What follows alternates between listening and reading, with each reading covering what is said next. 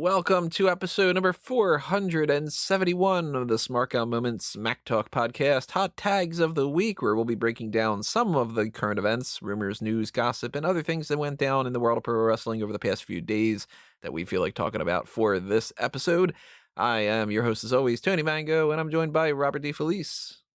What's up, wrestling fans? Because Tony didn't say it, I'm Robert. That's right. Totally skipped the normal intro. I've done only, 900 of these at this point? I was like, wait, did we record it? I don't remember. Wow, Tony skipped the normal intro. So what's up, wrestling fans? How you doing? Maybe I'll start doing the intro as slightly different variations. I'll just I normally do my countdown of 5 to 1. Maybe I'll next week just be like, all right, 3, 2, and hot tags. What's up?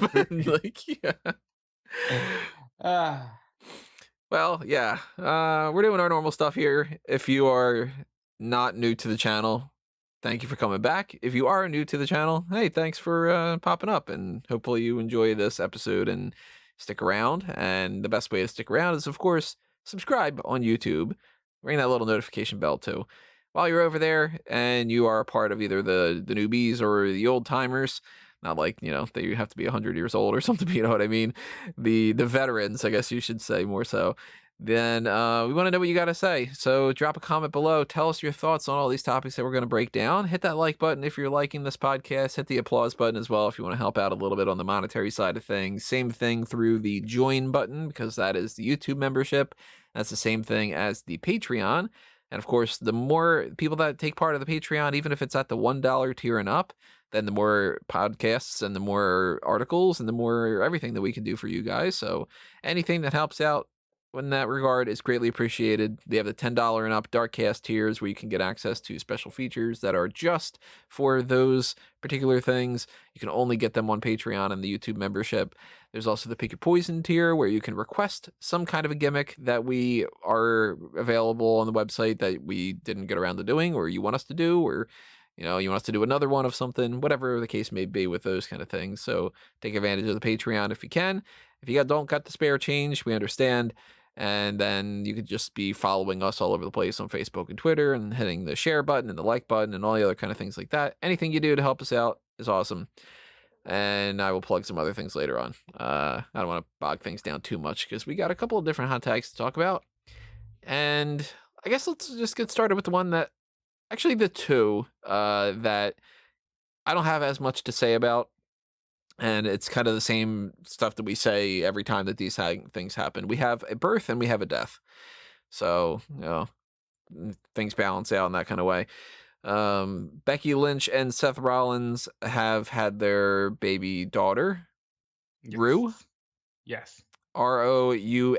So I know some people are like for the red kind of connotation. I immediately thought of flour and butter. You sure did. I said, oh, look, they had their baby, Tony, and you went, Roux? They named their child after The base of a flower? sauce. Yeah, you're like,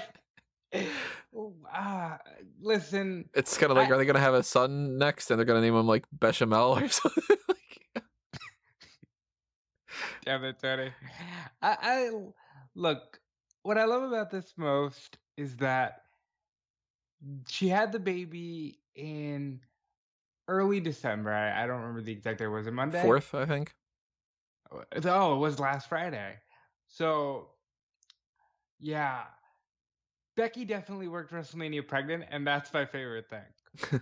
Is that, like, Becky Lynch, because at the time, if you recall, if you go back and listen to our WrestleMania review for night 2, maybe, Becky Lynch was definitely working late in that match, and we kind of looked at the finish that was just sort of, she rolls out of the rear naked choke, and we're like, that's kind of lame. But now you go, she wrestled pregnant. That's amazing. Yeah. And the child is healthy. That's even better. Like, and you know what that also means? You got to go back in the history books and change that. That's a handicap match. Yeah. Shayna Baszler only lost because it was 2-on-1. and Roux is already undefeated at WrestleMania. There you go. History. Now we No, could technically say the youngest champion we can. because In she's the womb. co-champion with her mom. In the womb. It happened. It's real. It's a thing. The Bella Look, twins are probably pissed. I love this. Good for them. They seem like a really happy couple, right? So what else could you want? Yeah, positive thing there.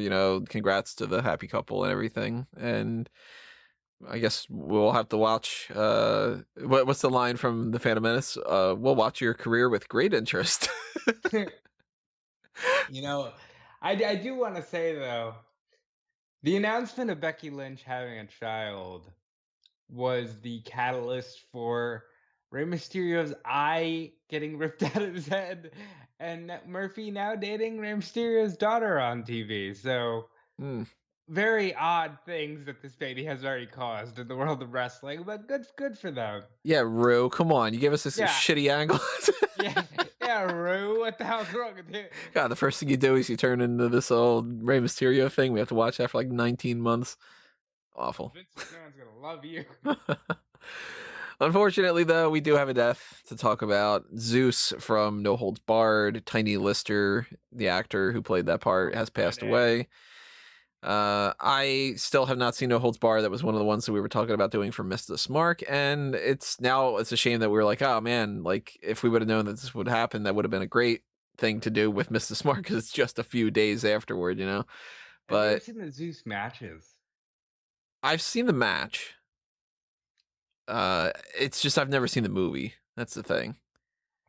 Okay. So 'Cause I was gonna say, if you haven't seen him wrestle, then I think we need to do like a dark cast right after this of like watching that match where he fights Hogan. Well, I guess it's him and Savage against Hogan and Beefcake. That's kind of my saddest thing from this is now going back and watching those crazy fucking Savage Zeus uh Sherry promos, and it's like they're all gone. mhm. It's getting more and more of like, oh wow, all of these legit icons are gone. It's not even like, oh, there's old black and white stuff with loose fez. Maybe they're not around anymore, but that's okay because that was a long time ago. Now it's getting to the stuff that we remember, Yeah. and now it's getting like, ugh, it's getting worse. Yeah, I'm not a fan of that at all. I hate seeing actors that used to be the young person being somebody's grandfather, like an Adam Sandler, and you're like, no, you were like the 20-year-old guy. What Yeah, happened to that? I know. Like, I think that'll hit me when I see like Jim Carrey, in a really old stage in his life playing the grandfather. It's like, come on, you're the young guy. You're Dumb and Dumber. What are you doing? Right. Mike Myers. You got like even Tom Hanks. We were talking about him before, but Tom Hanks is like he's gotten to grandfather status, and That's terrible. I'm like, no, I Who wants this? Like, be Forrest Gump. Like, it's just. yeah. So I don't know too much about Tiny Lister beyond that role. Like, I mean, I've seen him in probably a couple things here and there that I'm blanking on. Let me try to bring up his IMDb. He's in Friday. I don't know if I've seen all of Friday. I'm pretty sure I have. I think I watched it on like Comedy Central way back in the day. So let's see. I mean, he's in 1,000 things. He was in. Let's run through. I'm gonna go backward from 1987 to see which different things. So he was on Perfect Strangers episode, so I might have seen that. And let's see, there's No Holds Barred. There's I've never seen like Matlock. He's on Fresh Prince, so maybe I had seen that episode. The Meteor Man, is that the movie I'm thinking of? Yeah, okay, so I've seen The Meteor Man. I haven't thought of that movie in a hell of a long time. Wow. Might have seen him on Step by Step. What else? Might have seen him on Malcolm. Oh, I thought it was Malcolm in the Middle. It's Malcolm and Eddie. Never really liked Malcolm in the Middle all that much either. I know that some people are like, "What?" Not my thing. Never really loved it. My favorite thing about Malcolm in the Middle is the theme song. Life is unfair. I was in Little Nicky. Okay, I never. I loved Little Nicky. It was a movie that I've watched far too many times. It's not that good, Oh, but it's awful. I hate it. it's one of those things that like you're a kid, so it's the funniest thing in the world to you. Yeah, I never liked Little Nicky. Austin Powers in Goldmember. Okay, He's in Goldmember. I don't recall him in Goldmember. he plays prisoner number 2. So yeah, Okay, that might be why. yeah. I mean, there's a lot of roles here. It seems like he's listed as like Bandito. He's listed as Monster. Have you seen him? I mean, he was massive, Well, I mean that's why he's tiny. tiny. Yeah. Yeah, But it seems like he got cast in a lot of the Big Luther and something called Lady Samurai, Dog Thief, and The Hustle. He was the tattooed guy in The Dark Knight on the boat. Why did I forget about that? I totally forgot that he was. Boy, Yeah. that's a shame. It's you and I, and we're not talking about that. Huh. Good Why for did I not think of that? Zeus. I should have thought of that immediately when I was thinking about that. Hang on a minute. This guy took on Hulk Hogan and Batman. No, he was the good guy on the. Remember how like there's that part of the movie where they have the bombs and it's like who's gonna pull the trigger and whatever. He's the one that throws it away. He's like, I'm gonna do what everybody doesn't have. Nobody else has the balls to do or whatever. He just tosses it out and he's just like, yeah, like we're all a bunch of criminals. We're not gonna blow people up. Well, you know what? It would have been a lot cooler if Zeus would have taken on Batman. So he had some other things that are in post-production, pre-production, some different things like that, projects he was working on, so that's a shame, but still working and all that, all the way up until apparently he might have had COVID is the thing. Wow. So just goes to show you again. No. COVID took down the villain of No Holds Barred. COVID did what Hulkamania could not. Wear a mask. Is that not what we're getting at here? He also voiced a character in Zootopia, which is going to give me a little transition here because if you are interested in more of the Disney side of things, we did a whole podcast last night that you guys might be interested in. We talked for about 3 hours about the Disney Investor Day 2020 breakdown. So Rob and I on the Fanboys Anonymous website, we have that whole thing up there. We're talking about Star Wars. We're talking about Marvel, Disney, Pixar, Hulu. We're talking buy rates. We're talking life at some point. We just start getting into like the life ramifications of movie choices and COVID and all that. It's a great discussion between. Really, it's just like come sit on the couch with us. We're just bullshitting. Yeah. So if you want to check that out, go over to fanboysanonymous.com. And obviously subscribe to that channel. Check the Patreon out for that if you want us to do more content over there, which we would love to do. Follow the Facebook, the Twitter, hit the share button, hit the like button, do all the same stuff you would do here for Smark Out Moment. But that's up on there, and that's a pretty good listen, I think. Just a random aside when it comes to all that, that we have whales in the Hudson going on right now, which is kind of making us feel like maybe Thanos is right. Based off of the way 2020 is going. Wow. Did they not predict that? Wow. That's insane. It's out of all the lines to put in the movie, one of those oddball things. Disney's probably got those powers. Yeah. So I guess we're going to have to start looking forward to way in the future once the next phase of the MCU comes out. But yeah, R.I.P. Tiny Lister. That's a shame. And watch SummerSlam. All right, seriously, SummerSlam '89. I know a lot of people might not like the Hogan era.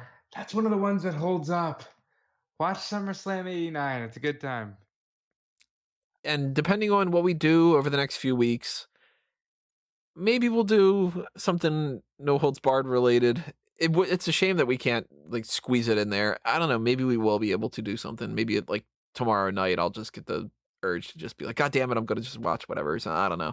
I highly doubt it, but maybe a dark cast or something. If we do No Holds Barred, I'd like it to be a dark cast of just like us watching the movie and joking about the cheese that is 1988 Hulk Hogan.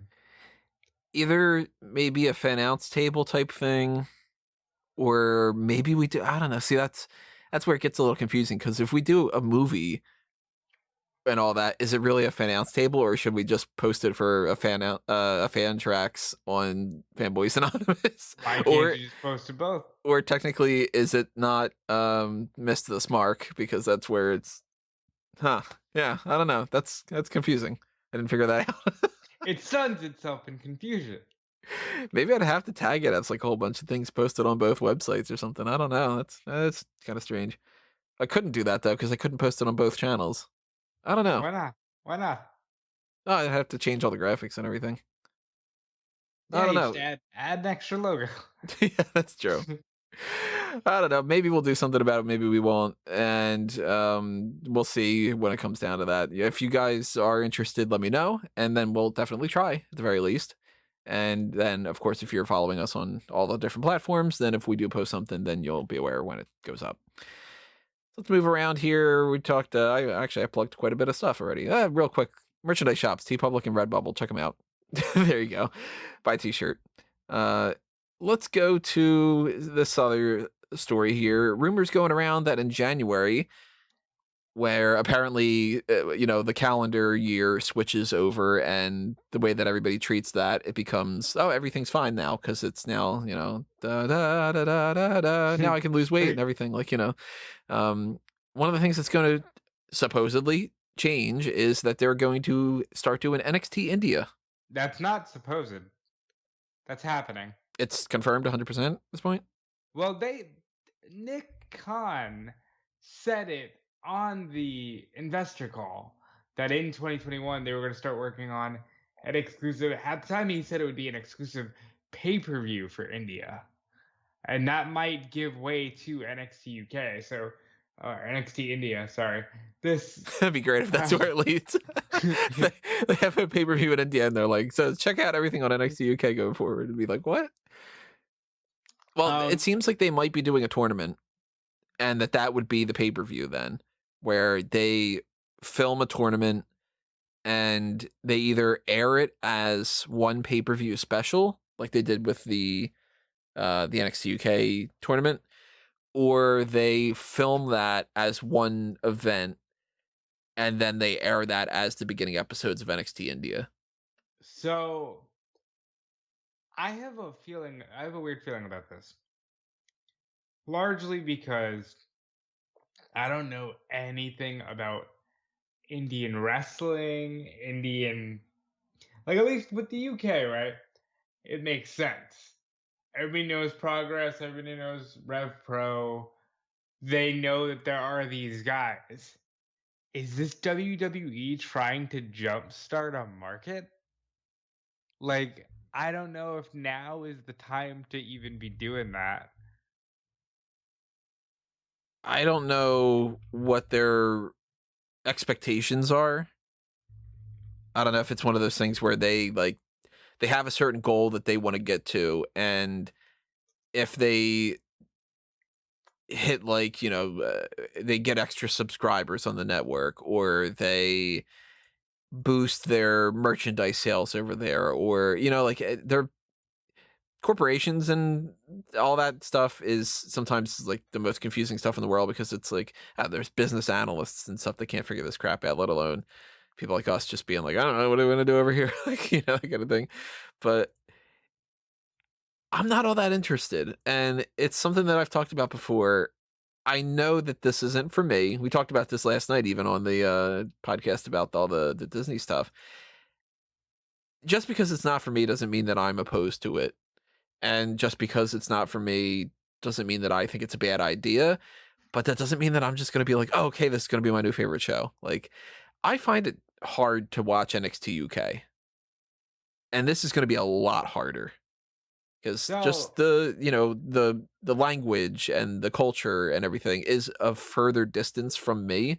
And since I don't care about culture, and I have no interest whatsoever in isn't it interesting that this is like how they do things over there? I'm like, if it's interesting, it's interesting. And if not, then Who cares? So I am of the opinion that I don't even want it presented like that. If you're gonna do NXT India, just don't even be like, "Oh, isn't this interesting?" Because culture, just be like, "Hey, motherfuckers, you're watching our show now. We don't have to explain this to you. You're watching our show." Because America wouldn't explain anything to anybody. Like, but we wouldn't. It's just like, "Oh, you're watching our show. Screw off." Yeah, we deserve to be on the receiving end of that for a little while. You think that they would just be like, "This is how things are going over there. Like, watch it."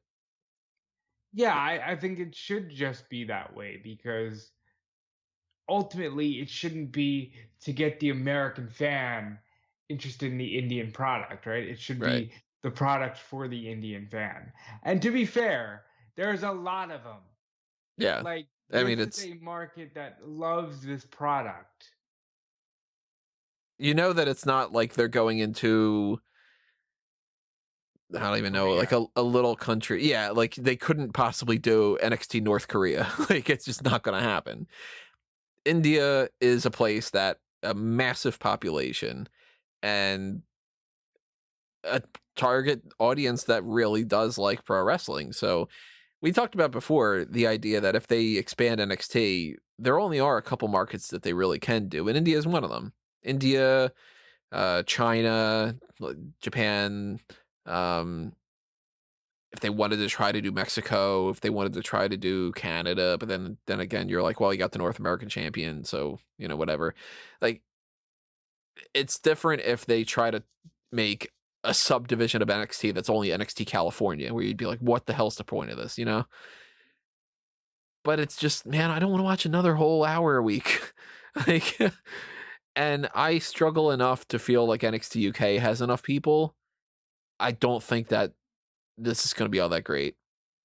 But if a lot of people over there absolutely love it, then there's a purpose for it, you know? Don't And be such a negative Nancy, Tony. I think that if they do this and it's not something that just like blows up, then we might be seeing the start of the official, yeah, you know what, NXT, we're not going to have a whole lot of crossover. Because we do get NXT UK and NXT crossover quite a bit. It's got to be a lot harder with India, you know?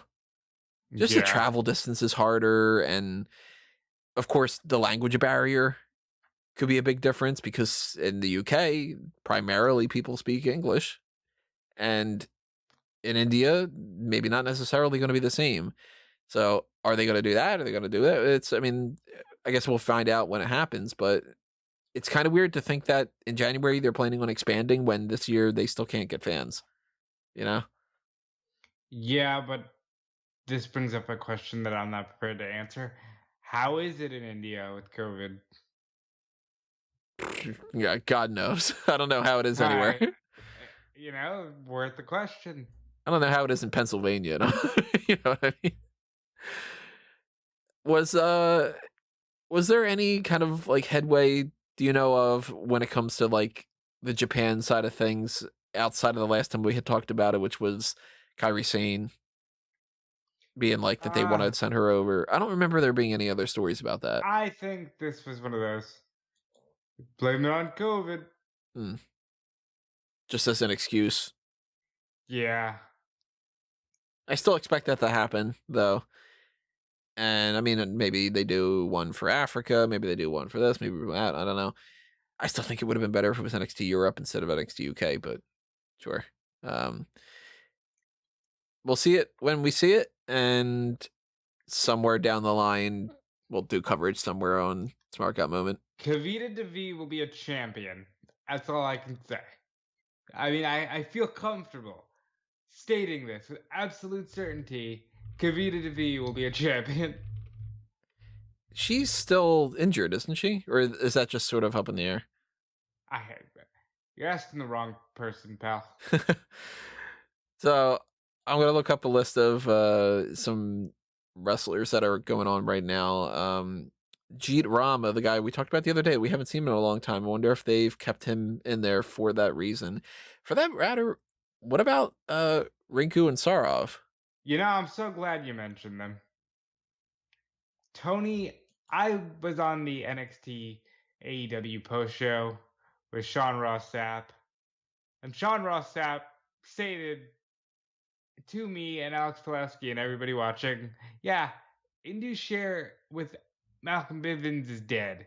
I don't know if they're going to transition to NXT UK. I would, you know, I'd put them there. I'd put them anywhere that wasn't regular NXT. I wonder why that would be the case, though, because to be perfectly honest, a little bit I had seen of those two, they seemed like they were fine. Big dudes. They held their own in the Worlds Collide Battle Royal. I don't really understand why they would be shacking up with Malcolm Bivens, but then again, we've had weirder stables in the past, you know? I don't know, man. All I know is I was comfortable with them just kind of going away. Well, we'll see. And of course, like I said, somewhere down the line. Also, they fucking, one of them spoiled Keith Lee winning the title. Oh, yeah, that's right. I forgot that they did that. We also don't know what markets they will cater towards, because NXT UK, you would think it would be, okay, well, it's only people in the UK, and we've gotten, like, Australia and New Zealand and whatever. So maybe they cover the Saudi Arabia side of things with this. NXT Middle East. Yeah, like it kind of acts as NXT Middle East / Asia kind of thing. Like, so I said that out loud, but like I'm okay with that. At some point, we're all in the same planet anyway. Like, you know? Hell yeah. Like, to me, it's like you could do the whole argument of like, are you what borough are you in New York? Oh, you know, fuck you, I'm from the Bronx. Oh, I'm from Brooklyn. Fuck you, I'm, you know, Manhattan, whatever. And then eventually you go, but we're all New Yorkers. And then you go, but yeah, and fuck all the other states because we're New Yorkers. And then you go, yeah, but we're all Americans, and fuck all the other countries. And then go, yeah, but Canada's cool. And then you go like, it's just sort of, you start getting, you know, expanding this like Venn diagram of, you know, but we're cool with that one, and then then the next one's whatever, and then eventually it goes, you know, all right, Earth versus Mars. So to me, whatever geopolitical stuff gets in the way, I wouldn't know, because geography was never one of my interests. So I wouldn't know if it would be like offensive if this one country was a part of a thing with that, because there's some kind of a feud between whatever. I don't know, but if they were to incorporate a bigger presence in Saudi Arabia, I think that maybe this would be where they kind of factor that in. And then if that's the case, then give that belt to Mansoor, man, because Mansoor is actually pretty decent. I like Mansoor. Unless he wants to stay in America, then obviously, you know. Well, unless he wants to stay in American fly, because he can fly back and forth. People have done that with NXT UK. I don't know. I don't know if I see the point in this. I'll be honest, like, isn't the whole deal that you come to WWE to travel the world? I get that Hunter's trying to build a territory system, but aren't we all just trying to travel the world? I think their philosophy is they're world wrestling entertainment, and NXT is the minor leagues. And it's like every territory, like every country, well, not every country, but every continent, every whatever you want to, jurisdiction, the whole setup. What's the Green Lantern 1084 or something like that? I forget it. The thing. I'm gonna have to look that up before. Hell, Jordan Sector 2814. Okay. Whatever you want to do it with, I think that their idea is everybody will be a part of NXT. They're all under the WWE umbrella. And at any point, we could take anybody from any of them and put them on Raw and SmackDown. That's stupid. I think it makes sense, but it also doesn't make it easy for them. I think it makes sense, but I still think it's stupid. Like, you're just oversaturating the market that's already oversaturated. There's too much wrestling right now. At the very least, if they do start running NXT India and I've got to start watching another show, I really hope that they just shit can 205 Live and main event. No, I hope that NXT India means that we now have to start watching Waluha.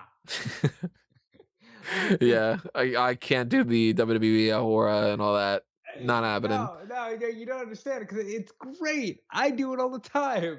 It's amazing how much content this company actually presents on a regular basis. Here's a hot tag that I can throw in there. Kevin Owens said to WWE Now India that he totally wants to win the tag titles with Sami Zayn. Hmm. And it's like I had to do a story on that. Who was watching? I don't know, but hey, it's content. They're putting out there. Oh man, yeah, you can take care of that, and I will not do that. Watch plenty enough WWE as it is, but yeah, I guess we'll just kind of stay tuned and see what happens. And whenever they announce something formal, then when they put something up on the network, I'm sure I'll watch it. I don't watch main event, but I watch everything else. Well, and I don't watch like bottom line and all that, but you know what I mean. And ring product, I watch it. So let's move over to another story here, and let's go through. Let's kind of combine these. We had some rumors of some WrestleMania matches, and then we're gonna take that into another story. So let's talk about the first match, because I don't think we have too much to say about this one, which is Edge versus Randy Orton. World title, please.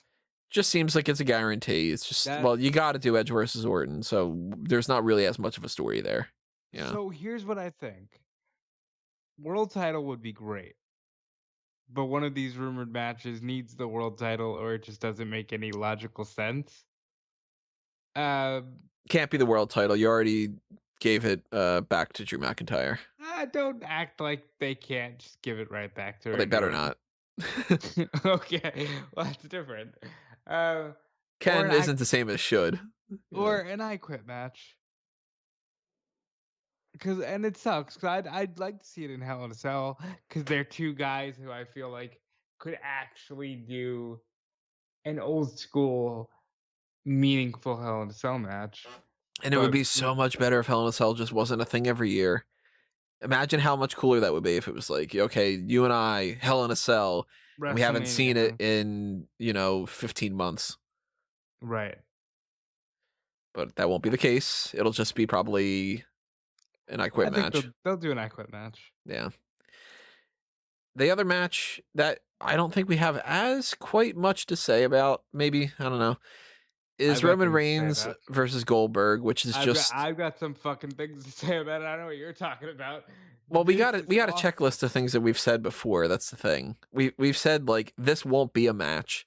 It'll be 4 minutes of people doing a couple spears, and that's it. I don't even care about that at this point. So like last year, or I guess it's still this calendar year. So this year, they did this dumb thing, and I thought this was the worst thing that could ever happen all year. Boy, was I wrong. Where Goldberg was just like, "Ha, I beat the Fiend. Who wants a match?" And Roman Reigns just came out and said nothing actually, and they were just like, "Yo, guess what? Biggest show of the year. These two guys are gonna have a match." No reasoning given, just like they stared into each other's eyes. And then they were like, "Oh, it's gonna be Braun Strowman instead." Okay. Yeah, and then of course Strowman happens, and they're like, "Oh, hey," and Goldberg will now face Braun Strowman. Moving on, and Braun Strowman beats Goldberg. Roman Reigns comes back, has his badass tribal chief character, and Goldberg goes on the bump because again, Tony, you have to watch all the content, Tony. Goes on the bump and says Roman Reigns is next. Okay. So I immediately go, yeah, they're still advertising Super Showdown. That's awesome. Do it in Saudi and let Roman fight anybody else under the sun at WrestleMania. Because if they put this match on at WrestleMania, you don't think I'm right on this, but I think Goldberg has to win. Yeah, I think you're wrong about that. I think that Roman Reigns has to win.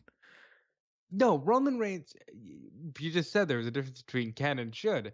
Roman Reigns should win, but Goldberg will likely win because Roman's a bad guy. Goldberg don't go down for bad guys. He has to eventually, like he did with Brock Lesnar. After embarrassing him twice. Yeah. I think that their game plan here, and I fully buy into this one, by the way. I expect that they're like, well, we didn't get to do it last year, and we don't have anybody because they never set up anybody on SmackDown. Remember, we were talking about this during the draft. We were like, yeah, you got nobody for Roman. What are you going to do? And we were basically saying, well, Kevin Owens will be a feud in the meantime. Daniel Bryan might be the WrestleMania thing, but Bryan doesn't have a whole lot of momentum. I think Daniel Bryan's the backup plan. Goldberg is the plan B plus in their mind. And they originally thought that they were going to have this in Hollywood and they were going to have The Rock. Now that they're not going to have it in Hollywood and they're not going to have fans, they're like, well, we don't want to do the Rock one because we won't get all that press and popularity and media coverage. So let's hold that to next year. That'll be WrestleMania 38. And then in the meantime, we'll do the Goldberg thing because it's just a few seconds of a couple spears anyway, and we'll get the promotion out of that. You're forgetting something. The way that you're telling this story makes it sound like you have confidence in WWE's ability to make this Roman thing last long. There's another way that they could do it, though, which they've done this kind of crap in the past, but it wouldn't be the craziest thing in the world, and I would hate it if they did it, but it wouldn't shock me if they did have Roman lose to Goldberg, and then they did a follow-up match at the next pay-per-view and Roman won it back. That doesn't... I don't want to see this match. Like, it's not going to be good. The match itself. It sounds the fun. idea of the match is on paper good, but it's just not going to be. I don't want to see... I was livid. I don't get... I know a lot of people probably think I'm a huge mark on this podcast, but like I don't get super worked up about a lot. Goldberg beating Lesnar still to this day makes me so angry because like I always say, Dean Ambrose came at this dude with a chainsaw and Brock Lesnar didn't flinch. Goldberg took his shirt off and Brock Lesnar ran for the hills. You can't send this message that we need 60-year-old Goldberg. I'm sorry, Goldberg. I don't know how old Goldberg is. But we need over-the-hill Goldberg to beat Roman Reigns. Because if that's the case, what message are you sending? At some point, this has to become about the people on our television screens. We can't always just be like, hey, Dolph Ziggler won a match tonight. That means he's relevant again. See, that's why I think, though, that they ultimately, the game plan has always been Goldberg wants to lose to Roman. And I think that he loses. And I think that we go, well, that was a fat lot of nothing. And then we just move on. But if he loses, Roman is still the tribal chief. Mm-hmm. That shit is still intact. Because I'm adamant about this. Roman should not lose until he loses the big one. I think he either has to lose to The Rock at WrestleMania or he has to beat The Rock at WrestleMania. And I'd be okay with either of them, but like the tribal chief thing needs to continue. And I don't know, maybe you can make fun of the tribal tattoos that Goldberg's got or something like. But I expect this to actually happen. The other match, I don't necessarily. At the very least, maybe it's just me desperately hoping that that's not the case. Because the other match is Drew McIntyre versus Brock Lesnar versus Keith Lee. For multiple reasons, I don't want this to happen. I have so much interest in this match. And part of it stems from Brock Lesnar is legitimately not under contract right now. Right.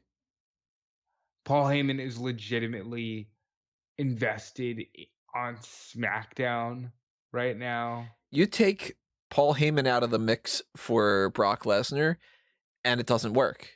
You add him back to there, how do you keep up the tribal chief thing? Unless their Well, game plan, he which can I be the special hate, counsel and the advocate. I think it throws it off too much. So I think the part that's throwing it off is the brand split because he man, and I didn't expect this at 29. I didn't expect him to come out with Punk for the Undertaker match, but he managed for a while Punk and Brock Lesnar. Yeah, but I He, don't think that conflicts with things the way that the tribal chief one does.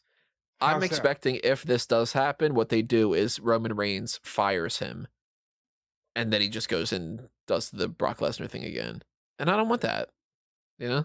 But if Roman Reigns fires him, isn't that a babyface move? Or wouldn't Heyman then be the vengeful advocate who needs to sick Brock Lesnar on Roman Reigns? I think that they would write it off as just No, LOL, he I booted him to don't the curb and it's Paul Heyman, so yeah, fuck him. He takes a Superman punch and then disappears for a month, I sort of don't thing. I don't I'm tired of writing things off. Like I just want a legitimate logical path to the end here. Now I, that being said, this match has to be for the world title, yes? it would have to be Drew McIntyre has to have the world championship going into Mania. And I just desperately don't want Brock Lesnar to be a part of this because fuck, we just saw this last year. Don't do the 3 matches that you did at WrestleMania 36 and call that a different WrestleMania. It's the same goddamn thing. At this point, I'll say this. It's been long enough without Lesnar that just hearing the music again will feel like a big deal. If they have no fans and they're doing this in Florida and I it's think they'll well, first of all, I think they're gonna have fans. what, like 20 people around, that's nothing. I think they'll have a couple thousand. I'm looking at this and going, your 3 big matches you're going to try to promote are Reigns and Goldberg, Edge and Orton, and McIntyre and Lesnar with just Keith Lee added into the mix. You're just repeating WrestleMania 36, and I fucking watched it last year. I don't want to see it, you know? I'm not always against repeat matches, especially Mania ones, because they don't happen a lot. But this, because of the circumstances, would feel like such a take two. Mm-hmm. You know, like At that point, why not just go, and somehow Shayna Baszler is the champion, and Becky Lynch is going to challenge her. And at the same regard, we're going to get Charlotte Flair versus Rhea Ripley, and we're also going to we're do, gonna hold on, because I think we are you going to get know that, but that's a very good chance that we get Charlotte Flair Rhea Ripley. and then they go, well, we didn't get a chance to do that Bailey and Sasha Banks thing, so let's have that. Or you know what I mean? Like, I don't want WrestleMania 37 to be, like you said, take 2 of WrestleMania 36, because fuck, I watched it last year. Don't bring Gronkowski back. Don't bring the Undertaker back. Yeah, like, That's an interesting one, because remember the Undertaker, that's no longer an option. and their idea that they might just be like, yeah, but we'll throw Keith Lee in there. Wouldn't that be interesting? And that'll change it up. Look, I love Keith Lee. I think he's fantastic. I want him to be a world champion, but that doesn't make a difference. It doesn't make me want to watch this match because we've already seen Drew McIntyre and Keith Lee against each other in some fashion. We know he'd be the third wheel. Brock Lesnar is still going to be the one that probably walks out of there, and he probably pins Keith Lee, and they probably do that bullshit. And I just don't want that to be the case. So I'm really hoping that the other counter thing that's been going around, which is some people saying that those reports aren't true, I'm really hoping that that's the case because Edge and Orton, yeah. Reigns and Goldberg, I don't want to see it, but at least it would make sense to me in some regard. I have been told that while obviously anything can change, this is at least what they're pushing for as of this moment. I really hope that Lesnar thing is not true. Give me Keith Lee versus Brock Lesnar. That I'm okay with, you know? But don't make Drew McIntyre involved and don't put it for the WWE Championship. So I like the idea of the triple threat. And I'll tell you why. We need to extend the Lesnar formula. And when they add a third wheel, a fourth wheel, it always ends up great. If you remember the fatal four-way he had with Roman, Joe, and Braun was fun. If you remember the triple threat with, Cena and Rollins, that's good. We need to extend the Lesnar formula because we're already getting a Goldberg match. Do you think that that's worth it if it ends up being Brock Lesnar pins Keith Lee? I think somebody pins Drew McIntyre. Would you really want to see Brock Lesnar as champion go on for the next whole year afterward and he doesn't show up and it's like he just beats like then they have him while he's got to beat Keith Lee at the next event because Hey, at least that feels somewhat normal. normal doesn't mean good. I have no interest in another single Brock Lesnar title reign, let alone for him to beat. Like, you can't just make everything about Brock Lesnar. I think he's interested in putting Keith Lee over. If that's the case, put Brock Lesnar versus Keith Lee at WrestleMania for a non-title match and have him lose to Keith Lee. Doesn't have to be the championship. Doesn't have to be he holds it for a year ahead of time. Doesn't have to be he beats Drew McIntyre to get the win back and then drops it at SummerSlam. Brock does not need the championship, and the championship doesn't need Brock. If it does, then they fucked up. And if they look at Roman Reigns and they go, well, we have nobody unless we get Goldberg, you fucked up. It's your job to build stars. I will say this. I think, unfortunately, Universal title needs Roman Reigns. It was miserable on Braun. I think that's their fault because they didn't do shit with Braun. And Braun wasn't even the person that they wanted to have the championship anyway. So that's like, it's obvious, They never had a plan for Braun Strowman in a pandemic to be the one that beats Goldberg. So they just did what they did with it. They were like, well, I don't know. How about you fight Wyatt a couple times and you'll fight The Miz and Morrison. And then as soon as we get a chance to put it on Roman, we will. And it's a shame because it's like, none of that was Braun's fault. They never had any interest. You know who's left out in the cold again, though? Bray Wyatt. I don't like Wyatt as much as I used to, I should say. I like Wyatt, but I don't like him. I'm not as hopeful for him as I once was. But, like, you can't always leave this dude out in the cold. You know? Maybe he just has that Willow match with Jeff Hardy. Can we get John Cena? Can I get John Cena back for a year? Can I have that, like, for just a good year of, like... Well, then, oh my God, if you're saying that we should do John Cena versus Bray Wyatt and Drew McIntyre and Brock Lesnar and Goldberg and Roman Reigns and all, I'm like... I didn't say we should do John Cena versus Bray Wyatt, but the thought of that brought up I thought that's John where you're Cena. going. And it's just like, God, can we get John Cena back for a year? It's so... The landscape is so bare. And we're going to talk about this when we get into the TV shows. They're getting worse. And yes, some of it you have to blame on COVID. But at some point, you just got to go, it's not a fucking good show. Yeah. And that's an issue. I think that they really would have benefited if they would have taken a month or two off entirely. Or a couple months.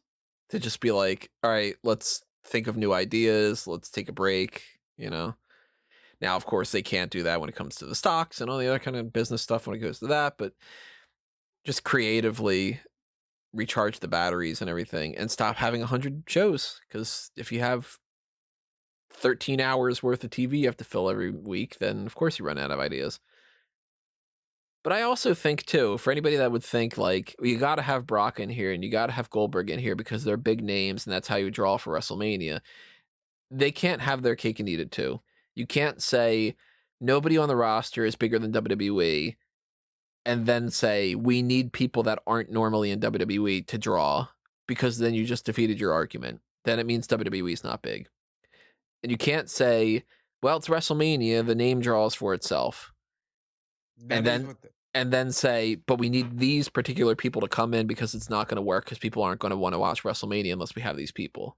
the problem is they've said shit out loud so much that the people now believe it. People now believe WrestleMania is bigger than WWE. They now believe WWE is bigger than any specific person. So all these people, Dave Bautista can come back inside the WWE universe, but that doesn't mean that Dave Bautista, the actor, is bigger than WWE. Instead of just going, hey, Dave Bautista, you're bigger than WWE. Can you come and elevate our brand? Or like, hey, you know what? This year we're not gonna go with Goldberg. We're gonna go with all of these guys that are on the roster busting their ass. Well, it's just Because that they're being hypocritical is the thing. Like, they're trying to make the argument, but then they're doing the opposite, which proves that they're either bullshitting themselves or that they're trying to bullshit everybody else. Like, it would be like as if I started a podcast and I said, this is going to be the best podcast ever, everybody, knowing full well that I have no interest in putting any effort into it. And then at the end of it, I was like, well, if you didn't like it, just forgive me and move on. And the next time I tell you it's going to be a good one, then you need to believe me. And if I fuck up again, then you just need to believe me the next time and the next time and the next time. And then say that I've got credibility. It just doesn't work that way. Like, you can't, it's the same thing with the titles. How many times on Something to Wrestle With are there arguments that Pritchard will make where he'll say, we didn't give the belt to that person because they didn't need the belt. And then in the same sentence, we'll say, well, we gave that belt to that person because they needed a belt because they needed to make the belt better the way that this other person would have, but we just didn't want to do it with that person. And you go, well, if they're on the same page and the one can elevate the belt and the other one can't, why do you use the argument of that person can elevate it, but we don't want to give it to them? That person can elevate it, but we do want to give it to them. So we're going to just say that the other one doesn't need it, but this one does. Like, if Undertaker and Austin and whatever, quote unquote, they're big enough that they don't need the belt, why you keep giving it to Brock? Isn't Brock big enough that he doesn't need the belt? And then you go, well, yeah, of course he is. And you go, but then why do you give it to him? Oh, because the belt needs him. Well, if the belt needs him, why does the belt need him? Oh, because we didn't make any other stars and he's a bigger star. Oh, well, if you don't give the belt to anybody, then you can't make another big star. And your self-defeating arguments kind of keep circling around each other. So to me, I look at that and I go, well, if they have fans, those fans are going to be ecstatic to watch a WrestleMania because it'll be over a year at that point where they couldn't have been in the attendance. It might not be the most grandiose thing in the world, but if you do Drew McIntyre versus Sheamus and you do Daniel Bryan versus Roman Reigns, people are going to like it because they're going to be like, oh, fuck, we're watching wrestling again. I agree. So it's like, just hold off the Brock Lesnar thing. If you want to do a rematch of Drew and Brock, do that at Super Showdown. Do that at, I mean, how great would this be? You get, like, let's say you set up the Sheamus thing. I personally think that right now, if I were booking things, I would book Sheamus to be his opponent because you got a couple months, you can build up their friendship more, and it means more in the grand scheme of things. So you set up more of the tag team aspect with them. Royal Rumble comes along. Daniel Bryan wins the Royal Rumble. If I'm trying to get away with the not doing Goldberg thing. So Daniel Bryan wins that, and he's like, yeah, see, like, I was somebody who everybody wanted to win the Royal Rumble in 2015. You won that then, Roman. And now I'm going to right the wrong, and I'm going to beat you. That's basically your story for that. In the meantime, Drew McIntyre has to go into Elimination Chamber in some fashion. Well, I personally don't like it as much when the champion has to defend the title. I think that it's better if that's a number one contender thing. You book it where it's Sheamus, Braun Strowman, Keith Lee, AJ Styles. Who would the other two be? Matt Riddle and Braun Strowman. no, I already mentioned him. Matt Riddle, Keith Lee, AJ Styles. Elias, because fuck it. Or Jeff Hardy, or Bray Wyatt, or Randy Orton. Randy Orton. Yeah, you all right? Yeah, you throw Randy Orton in there. Wow, Raw and really does have more options. You throw Randy Orton in there, and you make it to where, for instance, they have a thing where Edge distracts Randy Orton, and that's why he gets eliminated. And you set up that kind of thing that way. And you set up like Keith Lee against Bobby Lashley for the United States Championship, or you set up whatever. And Drew McIntyre defends the WWE Championship against Brock Lesnar at Elimination Chamber. And people go, fuck, Brock Lesnar's going to win. And Drew McIntyre retains. I like it. That way people go, I'm going to watch Elimination Chamber because they're going to change the championship and it's Brock Lesnar. And like, I don't know. To me, if you value Brock Lesnar as the guy that's the rating saver and he's the one that can help at all that, put him in the time frames where you need the rating saver. You don't need that for WrestleMania. WrestleMania is going to take care of itself. You need that for Backlash. You need that for Clash of Champions. You need it for whatever. So give them the boost on the Elimination Chamber side of things. And then that gives you the boost through the whole rest of WrestleMania. And you don't have to put Brock on there. I don't know. I follow logic. But WWE is the type of logic where they say, we might want Keith Lee to be in the championship match. Let's send the fucker to Performance Center. That's the story going around now. Keith Lee, Otis, Dabba-Kato, Dio Maddin, and Omos were apparently chewed out by Vince McMahon that he thinks that they need to improve their ring skills and they go back to the Performance Center. You mean to tell me that Keith Lee, the guy that is one of the better guys on the roster right now, a guy who you may be looking at as the guy you want to hinge part of the world championship around, you think that he needs to get more refined skills in the ring, yet you're not sending Nia Jax back there? So I think that people are reacting here. I think that, first of all, this absolutely happened.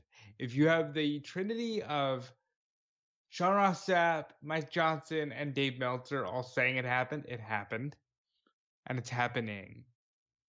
However, I think people are overreacting. Because look at the names. Mention the names again. Keith Lee. Mm-hmm. Otis. Mm-hmm. Dabba-Kato. Mm-hmm. Dio Maddin. Mm-hmm. And Omos. What do they all have in common? Biggins. They're big. Not all the big guys, but they are there. They're bigger. Like, you know, Dabba-Kato's big. We've said this a lot. Colby Carino isn't. Almost is bigger. But there's no Braun Strowman. There's no, you know, like there's a couple people that aren't on the mix. Dajakovic. I think somebody woke up and said, why don't they work like Andre anymore? You laugh. No, I'm laughing because it's probably true. Vince probably woke up one day thinking, oh man, Andre. Like, why aren't they selling like a big man would sell? Why aren't they being more impactful with their movements? We need to get them back to basics, big man basics. And I'm not against the idea that, like, okay, yeah, maybe, you know, Otis isn't your prototypical big guy. Keith Lee definitely isn't. With Keith Lee, I feel like it's more of a standout for him. With Otis, I feel like, you kind of got what you got. I don't know if you're gonna get any better. The other three, I think Dio Maddin has a huge upside. I think Dabba-Kato should be paired with Malcolm Bivens. I think Omos is great, just for being so large. Just standing there almost is great. Yeah. And his one of the best lines of the year. That's not a pie. That's a cupcake. Yeah. I still don't understand what the philosophy behind that was. I love Omos. I think he's, everything the WWE probably is looking for in a bigger guy. I think it's, why don't they work like Andre? I can't prove that, but that's the one I'm going with. I think it might be Vince was looking at that video package with Pat Patterson, and they kept showing the footage of him with Andre, and just kind of like, oh man, I miss Andre too. By the way, that kind of thing. Or like, hey, Mark, Undertaker, show these guys how to work big man style. Yeah, I could see Keith Lee wanting to go back and go around in the Performance Center with the Undertaker. I don't think there's anything wrong with that. I think, like, the way it got reported, and then people saw the names and went, how dare he not like how Keith Lee works? You watched the 24, did you not? Right. He clearly says, look what I got here. Look what I got here. But we're going to have to make some changes. Let them make the changes. I think the loss here is that people think, well, if they're good on NXT, they're solid, right? And NXT's still only a developmental brand, guys. I still don't like some of the changes that they've made, though. I like the Big Bang Catastrophe better than the Spirit Bomb for a finisher. I think that, obviously, it took a while for him to get a good theme song back. But they are getting there, and I think Keith Lee gets to the end of the tunnel before a lot of other people do. Yeah, he deserves to. He's better than, like, I see a lot of upside to, like, a Dio Maddin or a Dabba-Kato, but it's like, all right, out of this list, yeah, give the belt to Keith Lee. Like, if I'm going to do an impromptu call the spot, where you got to rank the 5 out of those names, I'm going main event, Keith Lee, upper mid card. Oh wow, that's tough. That's difficult. Look, yeah. I was just gonna say upper mid card Dabba-Kato, but I'm like, but Dio Maddin. No, Dio Maddin mid card, upper mid card Dabba-Kato, Jobber Otis, release Omos. I would have to agree, but I'd put Dio Maddin in the upper mid card. Swap him and Dabba-Kato. Yeah. Which, fair enough. I mean, those are the 2 I debated the most about. Jobber Otis is only because he's good at being, like, the funny guy. Because Otis is meant to be Otis is meant to be a jobber. Otis is the new Hacksaw. Yeah, that works. He doesn't say ho, he says Tucker. Well, he doesn't anymore. Now he just says, I'm coming. I think this was the Fightful Select report that was like, and Otis is kind of not dangerous, but he's done things that were a little less than safe, and they just want him to polish up. Yes, I understand the argument, internet, about what about Nia Jax? I agree. Mm-hmm. Okay, but like, let that. I don't make the rules. Like, if I did, it'd be a different time. Yeah, the Nia Jax thing to me is just like, I don't know how people can, like, why wouldn't you send her back? She is dangerous. She is whatever. She is this, like, nepotism or something. I don't know, but those are most of our hot tags. We're not completely done with the hot tags yet. We not only have the TV show rundown, but we also have the Slammy Awards. I'm not going to get into, obviously, a whole lot of non-wrestling stuff. We're not going to talk about, like, the hot tags. Like, they figured out one of the Zodiac Killers things, I did want to have that conversation with you. Very quickly, everybody. Yeah, they figured out a little bit of a cipher, and it's pretty interesting. So, I don't know. That is interesting. What do you think we should go? We think we should go Slammy Awards or go to TV? Which one do you think? Let's go Slammys. Slammys. All right. So what we got going on here, if you want to check smarkoutmoment.com, or you want to check all the other things that I'm writing, because I'm writing down things on multiple different platforms here. The Slammy Awards are making their return. They are happening 10 a.m. on Wednesday morning, the 23rd, which is kind of The weird. bump. It's the bump. It seems like they're just doing it on the bump, and I don't like that. I don't like But that either.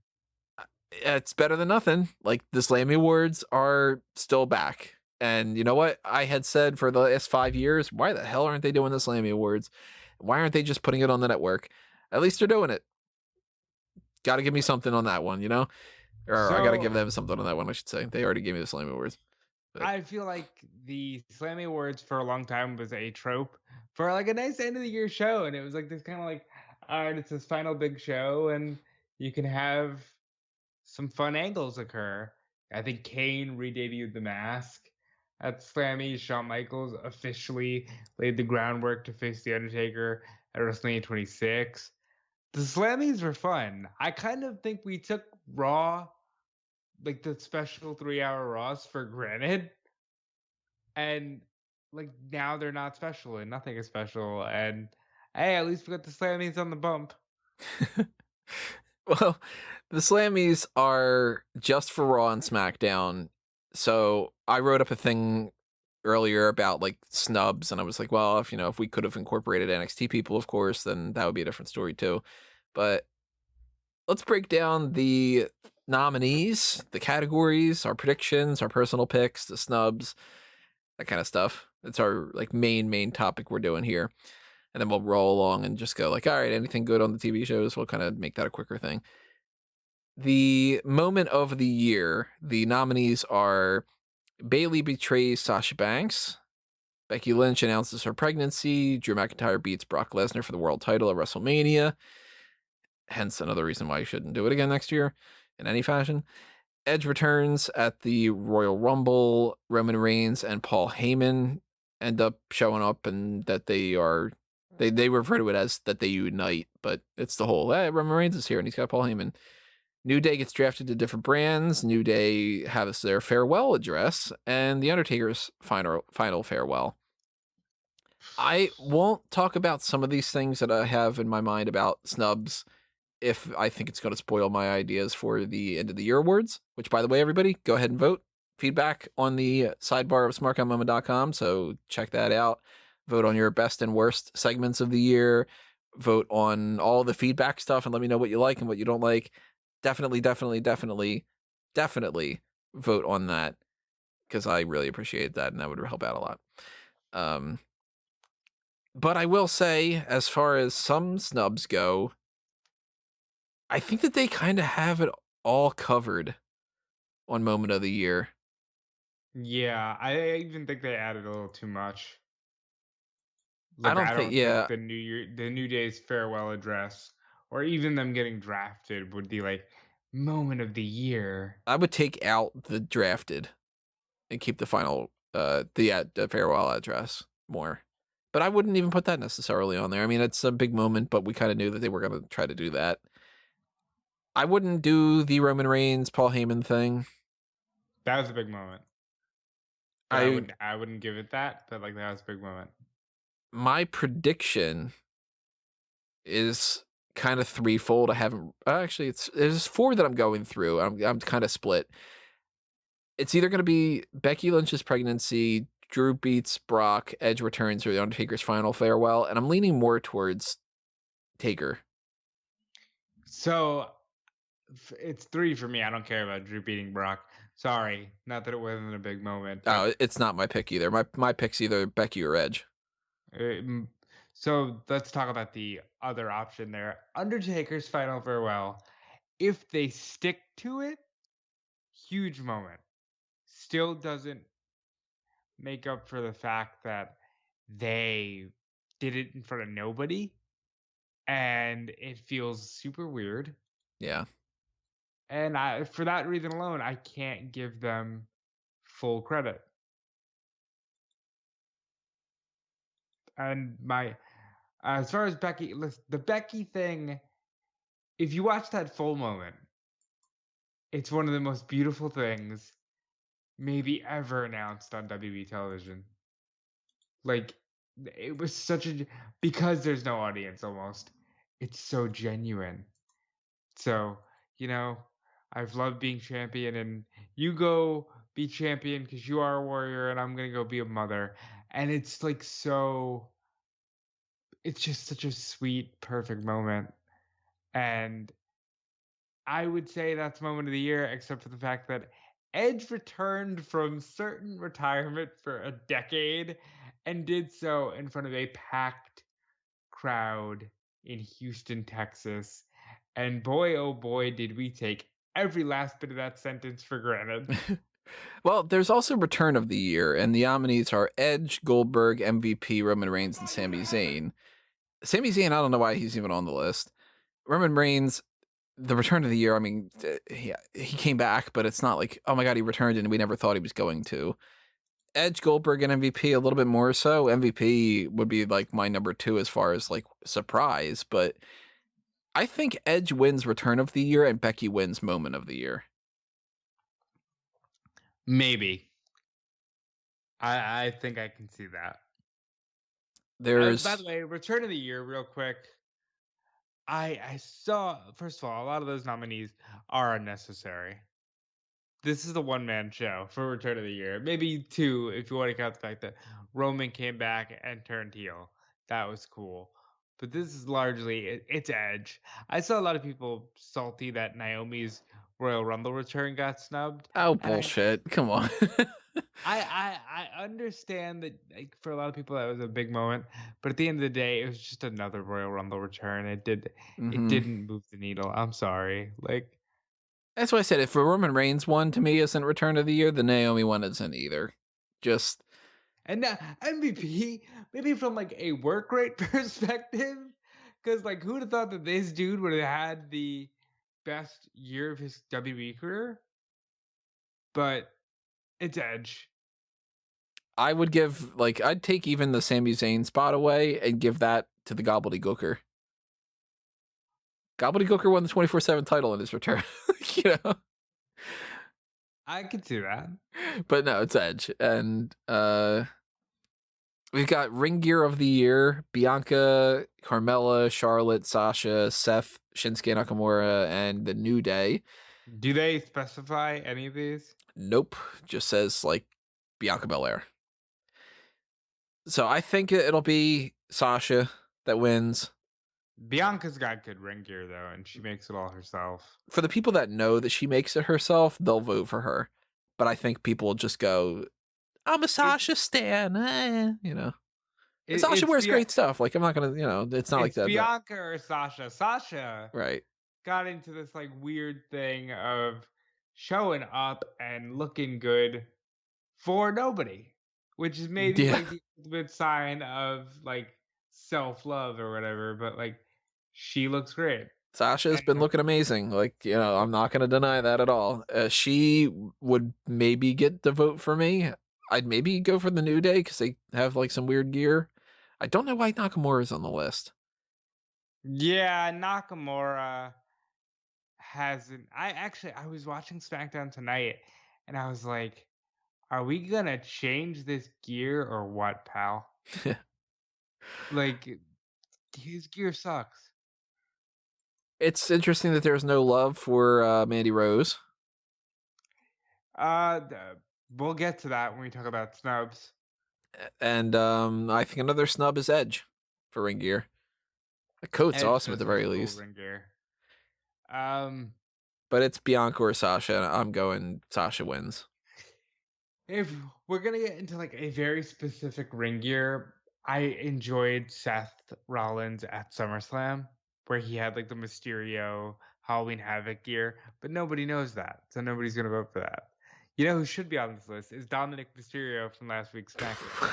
We're gonna talk about that in the end of the year awards, that's for sure.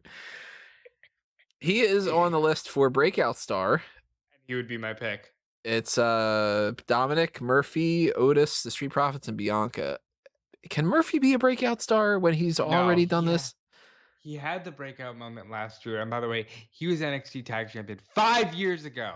Sorry. Yeah, he should not be on the breakout star list. I hate that but again, they do this to their own lore, Tony.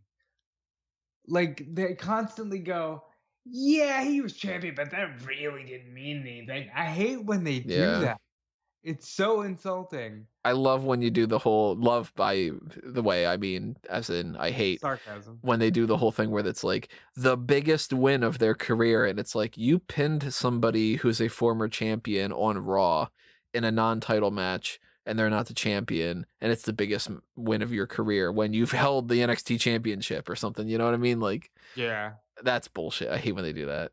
Which, by the way, breakout star of the year, technically speaking, if you're going to go with people that have never been on the Raw roster or the SmackDown roster, Shayna Baszler, Keith Lee over Murphy, who's been on the roster.